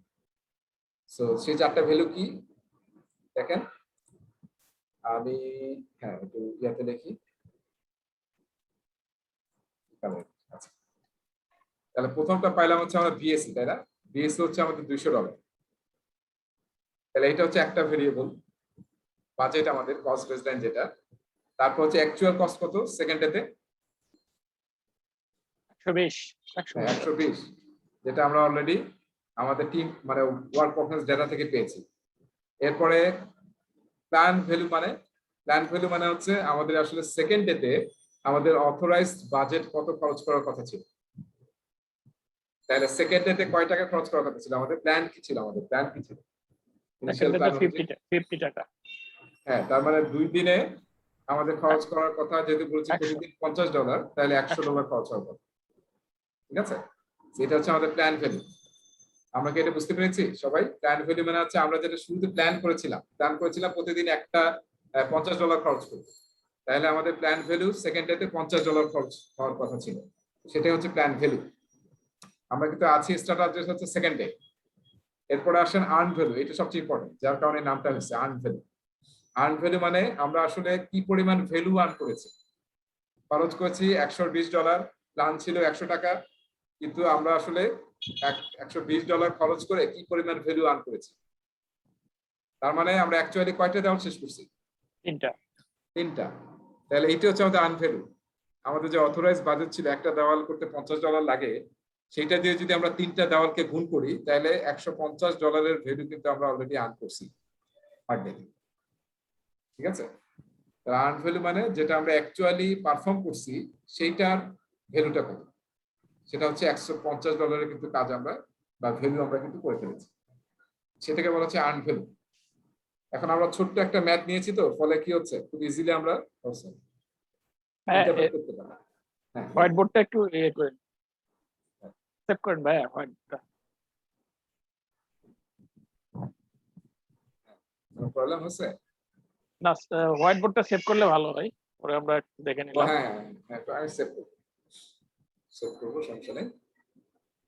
আচ্ছা, এখন দেখেন যে আমরা কোথায় আছি, যে আমরা এখানে আছি। তাহলে কি পেলাম? 4টা ভেরিয়েবল কিন্তু পেয়ে পেলাম। আপনার পরীক্ষায় যে কোনো অঙ্ক আসুক না কেন আর্ন ভ্যালুর উপরে বা যে কোনো ইন্টারপ্রিটেশন আসুক, আমি দেখাবো ইন্টারপ্রিটেশন কিভাবে করতে হবে। আপনাকে এই 4টা যদি বের করেন তাহলে বাকি সবগুলোর উপর ডিপেন্ড করে। তাহলে এই প্রজেক্টের যে অবস্থা কি মনে হচ্ছে? প্রজেক্টে ভালো অবস্থায় আছে না খারাপ অবস্থায় আছে? ভালো অবস্থায় আছে। ভালো অবস্থায় আছে, তাই না? আমাদের খরচ হচ্ছে কম, তার চেয়ে বেশি ভ্যালু আমরা ক্রিয়েট করেছি। আর টাইম কিন্তু টাইমের দিক দিয়ে মনে হচ্ছে আগে আছি। 2 দিনে আমরা 3টা দেওয়াল তৈরি করেছি। সো আমরা যদি এখন বের করতে চাই যে আমাদের আসলে কস্টে কিরকম আমরা পারফর্ম করতেছি, হ্যাঁ, কস্ট ভেরিয়েন্স কিরকম, কস্টের পারফরমেন্স কিরকম, সেটা হচ্ছে আমি যে ভ্যালুটা আর্ন করেছি এবং যেটা আসলে অ্যাকচুয়ালি সেটা আর্ন করতে যে পরিমাণ খরচ হচ্ছে সেটা যদি বিয়োগ করি তাহলে কত হবে? 150 মাইনাস হচ্ছে 120, তার মানে কত? 30 প্লাস 30 লিখলাম। হ্যাঁ, পজিটিভ 30। আচ্ছা, এখানে একটু কথা বলা দরকার এই জায়গাটাতে। আপনি যখন প্ল্যান ভ্যালু আমরা ছোট একটা জিনিস থেকে ইজিলি বের বললাম যে $50 $100 খরচ হচ্ছে, আসল ফর্মুলা হচ্ছে এইটা, BSc into planned percentage of complete. এই ফর্মুলাটা মনে রাখেন। এটার মানে হচ্ছে, আমি সব সেট করে আপনাদের শেয়ার করব। তার মানে হচ্ছে যে সেকেন্ড ডেতে আমাদের প্ল্যান কি ছিল? প্ল্যান্ড পার্সেন্টেজ অফ কমপ্লিট হওয়ার কথা ছিল সেকেন্ড ডেতে কয়টা দেওয়া হওয়ার কথা ছিল? 2টা, মানে $50 রাইট। আর প্ল্যান পার্সেন্টেজ অফ কমপ্লিট হওয়ার কথা 50%, রাইট? এটাকে আমরা 2/4 লিখতে পারি, 4টা দেওয়ালের মধ্যে 2টা হয়েছে, কিংবা 50% লিখতে পারি। তাহলে কি পাচ্ছি? এখান থেকে কিন্তু আমরা 100 পাচ্ছি। এটা কিন্তু মেইন ফর্মুলা। সো আপনার যখন আসবে তখন আসলে মাথায় তো করা যাবে না, অনেক সময় বড় ফিগার আসতে পারে, তখন আসলে আপনি ফর্মুলাটা ইউজ করুন। আর আর্ন ভ্যালুতে সেম একটা ফর্মুলা আছে, বিএসসি ইনটু, এটা হচ্ছে অ্যাকচুয়াল পার্সেন্টেজ অফ কমপ্লিট। দেখেন আমরা বুঝতে পারছি এখন। তার মানে হচ্ছে $200 আমাদের বাজেট, আর অ্যাকচুয়ালি কি হচ্ছে? 3টা দেওয়া শেষ হচ্ছে অ্যাকচুয়ালি, তার মানে 3/4 বা 75%, that is actually equal to 150। ঠিক আছে, সো আমরা দেখেন ওটার উপর বেস করে কিন্তু পেলাম হচ্ছে কস্ট ভেরিয়েন্স প্লাস 30। প্লাস মানে হচ্ছে কি?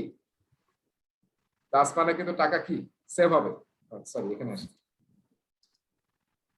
হ্যাঁ, প্লাস মানে হচ্ছে কিন্তু যদি প্লাস পাই তার মানে হচ্ছে গুড পজিশনে আছি আমরা, টাকা 50 টাকা 30 টাকা এখানে বেঁচে যেতে পারে যে অবস্থায় আছি আমরা। আর কি যদি নেগেটিভ হয় তাহলে কি হবে? তাহলে কিন্তু আমাদের এক্সট্রা, মানে আমাদের খরচ আমরা বেশি করে ফেলেছি, সেটা কিন্তু নেগেটিভ সাইড, ব্যাড। আর যদি জিরো পেতাম, লাইনে ছিল, হ্যাঁ, তাহলে মানে অ্যাজ পার প্ল্যান হয়েছে, যতটুকু করার কথা ওটুকু আমরা করতে পেরেছি, তখনই আসলে জিরো হবে। ঠিক আছে, তাহলে জিরো মানে হচ্ছে as per plan, as per আমাদের কস্ট খরচের যে প্ল্যান সেটা অনুযায়ী আমাদের হয়েছে, সেটা হচ্ছে জিরো। এই যে ইন্টারপ্রিটেশনটা এটা কিন্তু খুব ইম্পর্টেন্ট। আপনারা একটু লিখে রাখেন পিএমবকের পেজ নাম্বার 267। ওই এটা একটা পেজ আছে পুরো এই ফর্মুলাগুলোর উপরে।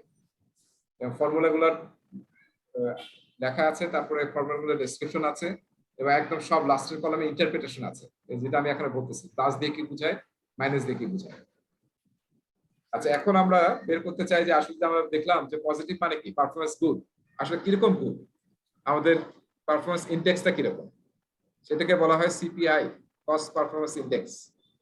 সেটা একই, ওই যে আর্ন ভ্যালু, সেটা আমরা এর আগে ভেরিয়েন্স দেখে মাইনাস করেছি, আর এখন কি করব, ভাগ করব।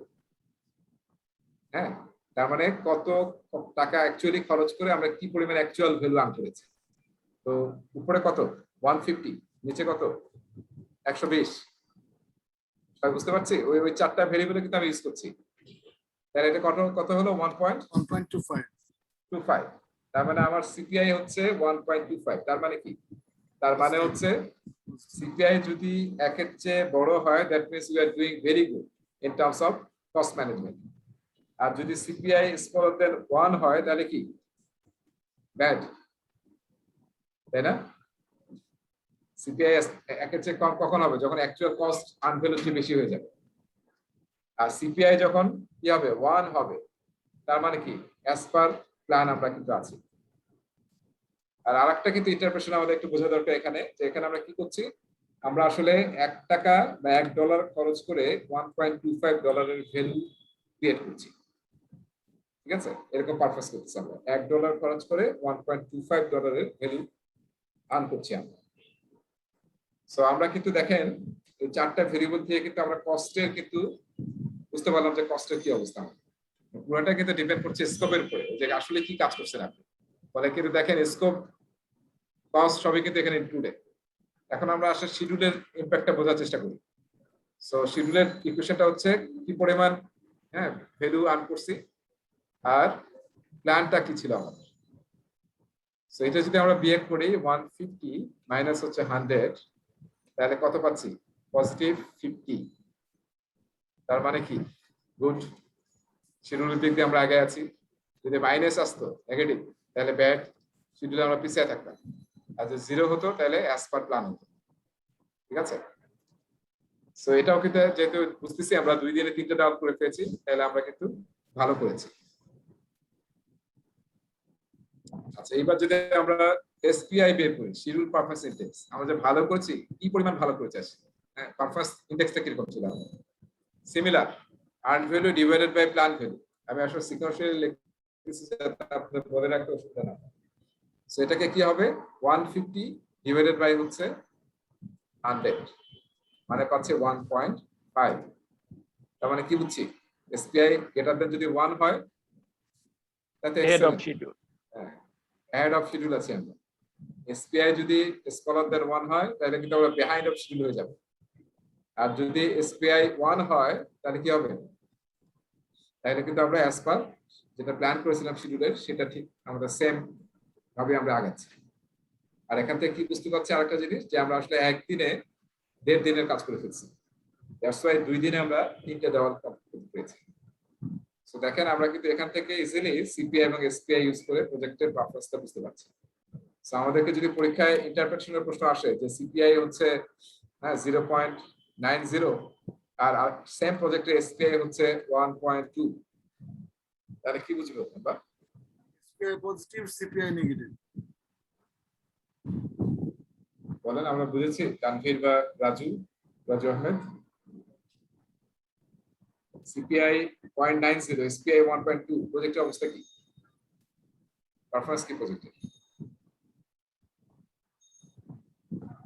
আমরা কি কস্টে ভালো না কস্টে খারাপ আছি? বলুন, তানভীর বুঝতে পেরেছেন নাকি? ভাই আমার নেটওয়ার্ক কানেকশনটা আজকে কন্টিনিউয়াসলি ঝামেলা করতেছে, আমি একটু ডিস্ট্রাক্টেড আজকে, ঠিকমতো বেশি শুনতে পারতেছি না। সো যদি 1 এর নিচে হয় তাহলে আমাদের কিন্তু কস্টে ওভাররান হয়ে যাচ্ছে। আর এসপিআই 1.2 একের বেশি আছে, তার মানে আমরা শিডিউলের মধ্যে আছি। হ্যাঁ, আন্ডার শিডিউল আছে কিন্তু বাজেট কিন্তু ওভার হয়ে গেছে। দেখেন খুবই ইন্টারেস্টিং, মানে শুধু এই দুইটা কিন্তু ইন্ডিকেটর দেখে আমরা প্রজেক্টের পারফরম্যান্স বুঝতে পারছি। অলরাইট, সো এই জন্য কিন্তু আর্ন ভ্যালু অনেক জায়গায় খুবই ইউজ হয়। অনেক প্রজেক্টে।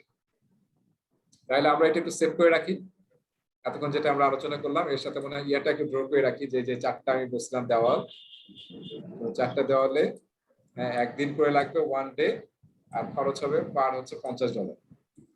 ঠিক আছে, এখান থেকে কিন্তু আমরা তৈরি করলাম। আর আমাদের ডেটা ডেট ছিল সেকেন্ড ডে, স্ট্যাটাস কবে, স্ট্যাটাস ডেট সেটা হচ্ছে আপনার সেকেন্ড ডে।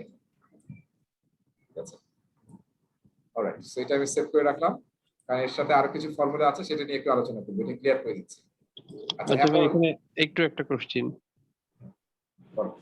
আচ্ছা, এই সিপিআই আর হচ্ছে এসপিআই, এই আপনার সর্বশেষ যে ইয়েটা দিলেন, অ্যামাউন্টটা দিলেন, তাতে ওভারঅল এটা কি পজিটিভ ধরবে না নেগেটিভ ধরবে প্রজেক্টের কন্ডিশন?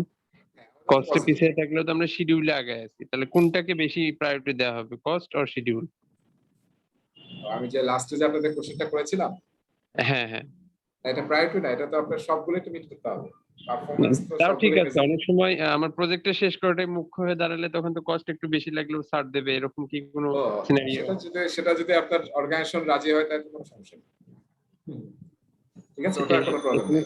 স্টেক হোল্ডার বা স্পন্সরকে রাজি হইতে হবে। রাইট, তারা দেখে যদি বলে যে ঠিক আছে কস্ট থাকতেছে, সমস্যা নেই, আমাদের টাইমের মধ্যে আছে, ওকে, একটু কস্ট বেশি খরচ হবে, সেটা কোনো সমস্যা নেই। এখন এই যে কত টাকা বেশি খরচ হচ্ছে বা কম খরচ হচ্ছে সেটা আমরা কিভাবে বের করবো? ম্যানেজমেন্ট এটাও জানতে চাবে যে সিপিআই 1.2 তাহলে আসলে কত টাকা লাগবে, বা সিপিআই যদি 0.9 হয়, আমাদের ক্ষেত্রে 0.9 বলেছিল, তার মানে কিন্তু এক্সট্রা টাকা লাগবে। সেটা আমরা কিভাবে ক্যালকুলেট করবো? সেটা ক্যালকুলেট করার জন্য এখন কিছু ফর্মুলা আমরা দেখবো, সেটা হচ্ছে ইএসি, এস্টিমেট অ্যাট কমপ্লিট। তার মানে এখনকার স্ট্যাটাস ডেট অনুযায়ী যে পারফরমেন্স আমাদের, সেইটার উপর বেস করে যদি আমরা বের করতে চাই যে আমাদের কত টাকা লাগবে এস্টিমেট অ্যাট কমপ্লিশন, নতুন বাজেটটা কি, তাহলে ফর্মুলা হচ্ছে বিএসসি ডিভাইডেড বাই সিপিআই। তাহলে এখানে কত 200 আমাদের, আর সিপিআই কত ছিল 1.25, আমাদের ক্ষেত্রে কত হবে 160 আমাদের এই ক্ষেত্রে। ঠিক আছে, আর যদি যে সিস্টেমটা আমি একটু আগে বললাম সেটা যদি হয় তাহলে কি হবে বলতো, 200 ডিভাইডেড বাই 0.90 কত হয় এটা?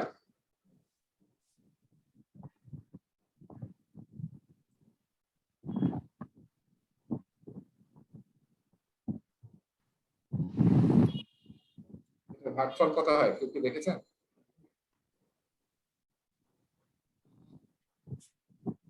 কেউ একটু ক্যালকুলেটর ইউজ করেন, তাহলে আমরা কি ভাগ করতেছি 200 তাহলে 0.90। আচ্ছা, দেখেন 222 টাকা লাগতেছে। হ্যাঁ, বুঝতে পেরেছি। ওই যে আরিফ যেটা প্রশ্ন করেছিলেন, এরকম ক্ষেত্রে টাকা কিন্তু আমাদের এক্সট্রা লাগবে $220। আর যেহেতু আমাদের এখানে পারফরমেন্সটা ভালো ছিল, আমাদের সিনারিওটা, দ্যাটস 160 টাকা লাগতেছে। এটাকে বলা হয় এস্টিমেট অ্যাট কমপ্লিশন।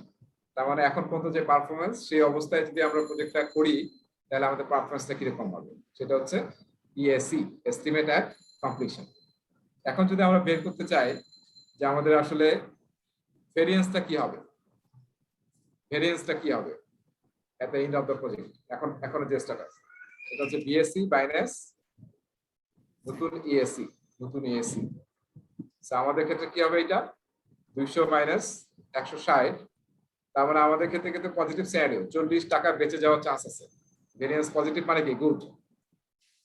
আর এখানে কি হবে, এইটাতে কিন্তু 220, তাহলে এখানে যদি বসাতাম 222 তাহলে কি হতো, নেগেটিভ কিন্তু আসতো 22 টাকা।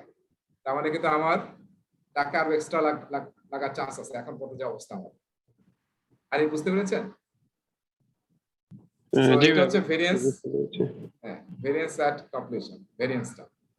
সো পজিটিভ মানে গুড, নেগেটিভ মানে এক্সট্রা টাকা লাগার চান্স আছে, আপনার ওই স্নেহ থেকে আমরা দেখতে পাচ্ছি। আর আরেকটা এখানে ইকুয়েশন আছে ইটিসি, এস্টিমেট টু কমপ্লিট। এটা মানে এখন যে টাকা খরচ হয়েছে 100, এর থেকে আর কয় টাকা লাগবে নতুন শেষ হয়, তাহলে আর কত এক্সট্রা টাকা লাগবে, এস্টিমেট টু কমপ্লিট।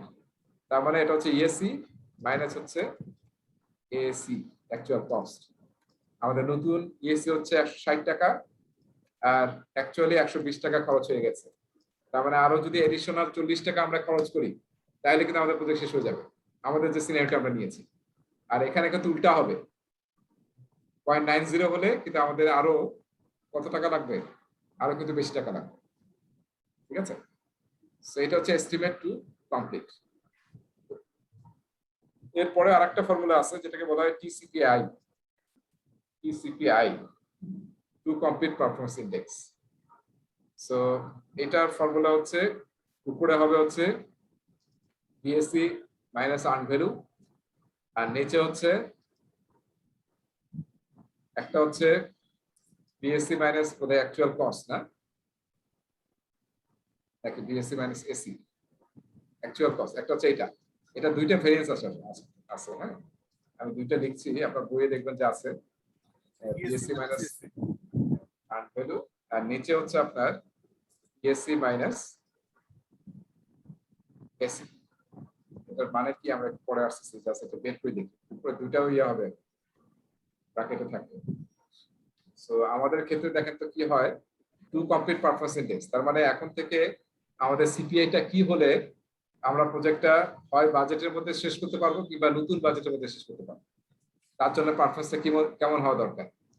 সো আমাদের ক্ষেত্রে দেখেন বিএসসি মাইনাস ইভি মানে হচ্ছে কি পরিমাণ কাজ বাকি আছে, রিমেইনিং ওয়ার্ক, সেটা কত, 200 থেকে যদি আর্ন ভ্যালু 150 বাদ দেই 50, আর আমাদের বাজেট কত বাকি আছে 80, 120 টাকা খরচ করেছি, এখনো কিন্তু আমাদের $80 বেঁচে আছে, এটা ভাগ করলে পারবো হবে আমরা 6.25। তার মানে আমরা যে অবস্থায় আছি এখন, যদি আমরা নেক্সট ডে থেকে খুবই খারাপ পারফরমেন্স করি, $1 যদি 62 পয়সারও কাজ করি, তাও কিন্তু আমরা $200 প্রতিটা শেষ করতে পারবো, ঠিক আছে?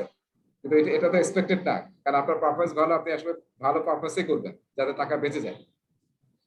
কিন্তু আপনার ক্ষেত্রে কি হবে যদি আমরা এটা ফলো করতাম, যে এখানে যেটা আছে, তাহলে কিন্তু কি হতো, তখন কিন্তু এটার ভ্যালুটা 1 এর বেশি আসতো আর কি, এটার ভ্যালুটা, তখন কিন্তু আসলে আপনার পারফরমেন্স অনেক বাড়াতে হতো, নাহলে আসলে আপনি কোনোভাবে বিএসসি অ্যাচিভ করতে পারতেন। আর আমাদের ক্ষেত্রে যেটা আমরা দেখতেছি এখন, যদি আমাদের নতুন ইএসসি তে আমরা কাজ করি, তাহলে কি হবে, উপরে দেখেন, উপরে 50 আর নিচের ইএসসি তে কত, 160 থেকে 100 যদি 20 বাদ দেই, 160 মাইনাস 120, আমি একটু লিখলাম যাতে আপনাদের রিকল করতে পারেন এটা, তাহলে কত হলো দেখেন তো, 50 ডিভাইডেড বাই হচ্ছে 40, এটা কিন্তু ইকুয়াল টু সেই 1.25। তার মানে যদি আমরা নতুন যে বাজেটটা পেয়েছি $160, সেটাই যদি অ্যাচিভ করতে চাই, তাহলে আমাদের ফাঁকি দেওয়া চলবে না, আমাদেরকে 1.25 স্পিডে যেতে হবে, ঠিক আছে? তো তার মানে কি, এখানে কিন্তু একটা ইন্টারপ্রিটেশন আছে যে টিসিপিআই যদি 1 এর চেয়ে বেশি হয়, তাহলে কি হবে বুঝতেন ভাই, তাহলে কি হবে, টিসিপিআই 1 এর চেয়ে বেশি হলে অ্যাগ্রেসিভলি ম্যানেজ করতে হবে। হ্যাঁ, মানে তাহলে আমাদের কাজগুলো অ্যাগ্রেসিভলি করতে হবে, আগে যেরকম অ্যাগ্রেসিভ করেছি। আর যদি প্রথমটা আমরা ফলো করি, তাহলে তো আমাদের অ্যাগ্রেসিভ কাজ করার দরকার নাই, এখন $1 0.625 এর ভ্যালু আর্ন করলেই হয়, তখন আসলে আপনি অ্যাগ্রেসিভ থাকবেন না। সো টিসিপিআই ইন্টারপ্রিটেশন হচ্ছে, আপনি যে ফর্মুলা ইউজ করেন না কেন, যদি 1 এর বেশি পান, তাহলে আপনি আসলে অ্যাগ্রেসিভ থাকতে হবে, নাহলে you cannot achieve that CPI. So আমি একটু সেভ করে রাখলাম, আমি একটু খুব দ্রুত পড়ালাম, এই জন্য হয়তো আপনারা একটু সমস্যা হতে পারে, একটু ভিডিওটা দেখে নিন, আর একটু এক্সারসাইজ আছে কিন্তু এই চ্যাপ্টারটা শেষে, টপিকের শেষে কিন্তু বেশ ভালো কয়েকটা এক্সারসাইজ আছে, কাইন্ডলি এক্সারসাইজ গুলো করবেন, তাহলে আপনার কনসেপ্ট ক্লিয়ার হয়ে যাবে। এখন আমরা লাস্টে আরেকটা জিনিস করে ক্লাস শেষ করছি আজকে, সেটা হচ্ছে গ্রাফ। আমরা গ্রাফ দিয়ে দেখতে চাই, যে আর্ন ভ্যালু গ্রাফ কিন্তু একটা ছিল পারফরম্যান্স রিপোর্টে, সেটা কিভাবে করা হয় দেখেন, আমরা যদি এই অবস্থায় আমাদের আর্ন ভ্যালুটা গ্রাফটা আঁকতে চাই, তাহলে কিভাবে আঁকা যায় দেখেন। আমাদের প্রজেক্টটা কয় দিনের, 4 দিনে, তারপরে এখানে 0 ডে, এখানে টাইম দিচ্ছি 1 ডে, 2 ডে, 3 ডে এবং 4 ডে। আমাদের প্রজেক্টটা বাজেট কত, $50, $100, $150 আর হচ্ছে $200, ঠিক আছে? এটা হচ্ছে আমাদের $200, আর এটা হচ্ছে 4 ডে, 3, 2, 1, এটা হচ্ছে $50, 100, এভাবে হচ্ছে 150। 150টা ইম্পর্টেন্ট আমাদের জন্য, 150। তাহলে আমরা দেখেন সেকেন্ড ডেতে যে ঘটনাগুলো ঘটছে স্ট্যাটাস ডেটে, সেটা যদি আমরা আঁকার চেষ্টা করি, প্রথমে আমরা আঁকবো হচ্ছে টাইম ভ্যালু। তাহলে সেকেন্ড ডেতে আমাদের কত টাকা খরচ হওয়ার কথা ছিল, 100 টাকা। তাহলে আমার পয়েন্টটা কোথায় হবে, এখানে, এখানে 102। এটা হচ্ছে কস্ট আপনার, আর এটা হচ্ছে টাইম। কিউমুলেটিভ কস্ট, এটা হচ্ছে টাইম। আমি ডলার লিখলাম শুধু। তাহলে আমরা যদি এখান থেকে কানেক্ট করি তাহলে কি হবে, প্ল্যান ভ্যালু এটা। প্ল্যান ভ্যালুটা কিন্তু আসলে আপনি কি 4 দিন মতো আঁকতে পারেন, তাই না? কারণ 4 ডেতে গিয়ে $200 খরচ হবে, যেহেতু প্ল্যান করছেন এটা। আচ্ছা, এখন আর্ন ভ্যালুতে এখন আসি অ্যাকচুয়াল কস্ট। কত টাকা খরচ হয়েছিল অ্যাকচুয়ালি? 120 টাকা। 120 টাকা। তাহলে এখানে হবে এই জায়গাটাতে ধরে। তাহলে এটা কোথায় পয়েন্ট? এই সেকেন্ডটাতে, এই যে এই জায়গাটাতে। তাহলে আমি যদি এখন ড্র করি, তাহলে আমার এটা হচ্ছে অ্যাকচুয়াল কস্ট, যেটা গ্রিন কালার, অ্যাকচুয়াল কস্ট। এবার আসেন আর্ন ভ্যালু।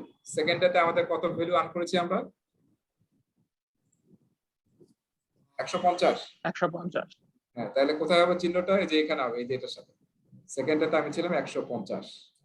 এটাকে যদি আমরা কানেক্ট করি তাহলে এটা হচ্ছে আমাদের আর্ন ভ্যালু। ঠিক আছে? এই যে গ্রাফ থেকে কিন্তু পরীক্ষার প্রশ্ন আসবে, গ্রাফ ইন্টারপ্রিটেশন একটা প্রশ্ন পরীক্ষা অবশ্যই আসবে গ্রাফ থেকে। তার মানে এখানে আর্ন ভ্যালু সবার উপরে, বুঝতে পারছি আমরা? তার মানে কি, আর্ন ভ্যালু যদি সবার উপরে থাকে তাহলে আমরা শিডিউলিং ভালো আছি, কস্টিংও ভালো আছি। যেহেতু আর্ন ভ্যালু সবসময় কি হয়, সবার আগে থাকে। এই যে এটা এখন যদি গ্রাফ থেকে বলে যে কোনটা আসলে আপনার কস্ট ভেরিয়েন্স, তাহলে কস্ট ভেরিয়েন্স কোনটা? এই যে এইটুক হচ্ছে কস্ট ভেরিয়েন্স, এইটুক সিভি, তাই না? আর্ন ভ্যালু থেকে অ্যাকচুয়াল কস্ট বাদ দিলে কি পাই আমরা? CV, cost variance. হ্যাঁ, কস্ট ভেরিয়েন্স পাই, বুঝতে পারছি? সো কস্ট ভেরিয়েন্স পাই আমরা। সো সেটা, এটা হচ্ছে সিভি, এবং সিভি হচ্ছে earned value minus plan value. আর এখানে যেহেতু আর্ন ভ্যালু সবার উপরে আছে, তার মানে এটা পজিটিভ হবে। তার মানে আমাদের কস্ট ভেরিয়েন্স ভালো, আমরা প্রজেক্ট থেকে অলরেডি ওটা দেখেছি ম্যাথমেটিক্যাল। আবার আমরা যদি বের করতে চাই শিডিউল ভেরিয়েন্স, সেটা কি? হ্যাঁ, সেটা কি পাবো? PV minus PV. PV minus, এখানে আর্ন ভ্যালু থেকে বিয়োগ হবে পিভি, এই যে এইটুক। এই এইটুক হচ্ছে আমাদের আসলে শিডিউল ভেরিয়েন্স। এবং যেহেতু earn value minus plan value, এখানে আমরা দেখতেছি প্ল্যান ভ্যালু মাত্র 100 নিচে আছে, আর আর্ন ভ্যালু সবার উপরে আছে। তো শিডিউল ভেরিয়েন্স কিন্তু আমরা গ্রাফে কিন্তু বুঝতে পারছি যে বেটার কন্ডিশনে আছে। তো পরীক্ষায় কিন্তু আপনাকে নানান ধরনের গ্রাফ দিবে। এই গ্রাফটা ইন্টারপ্রেট করে আপনাকে বলতে হবে প্রজেক্টের শিডিউল ঠিক আছে না টাইম ঠিক আছে, না কি অবস্থা আপনার, ওভার বাজেট নাকি আন্ডার বাজেট, ওভার শিডিউল নাকি উইদিন শিডিউল। এই গ্রাফ দিয়ে কিন্তু আমরা বলতে পারতে হবে। আপনারা যদি এটা ইন্টারপ্রেট করতে পারেন তাহলে আসলে যে কোনো সিচুয়েশনে এটা পারবেন আপনারা। ঠিক আছে? সেটাও আমি সেভ করে রাখি। আপনার পরীক্ষায় একটা গ্রাফ আসবে, এবং পিএম বকের মধ্যে একটা গ্রাফ আছে, দেখবেন এটা নিয়ে।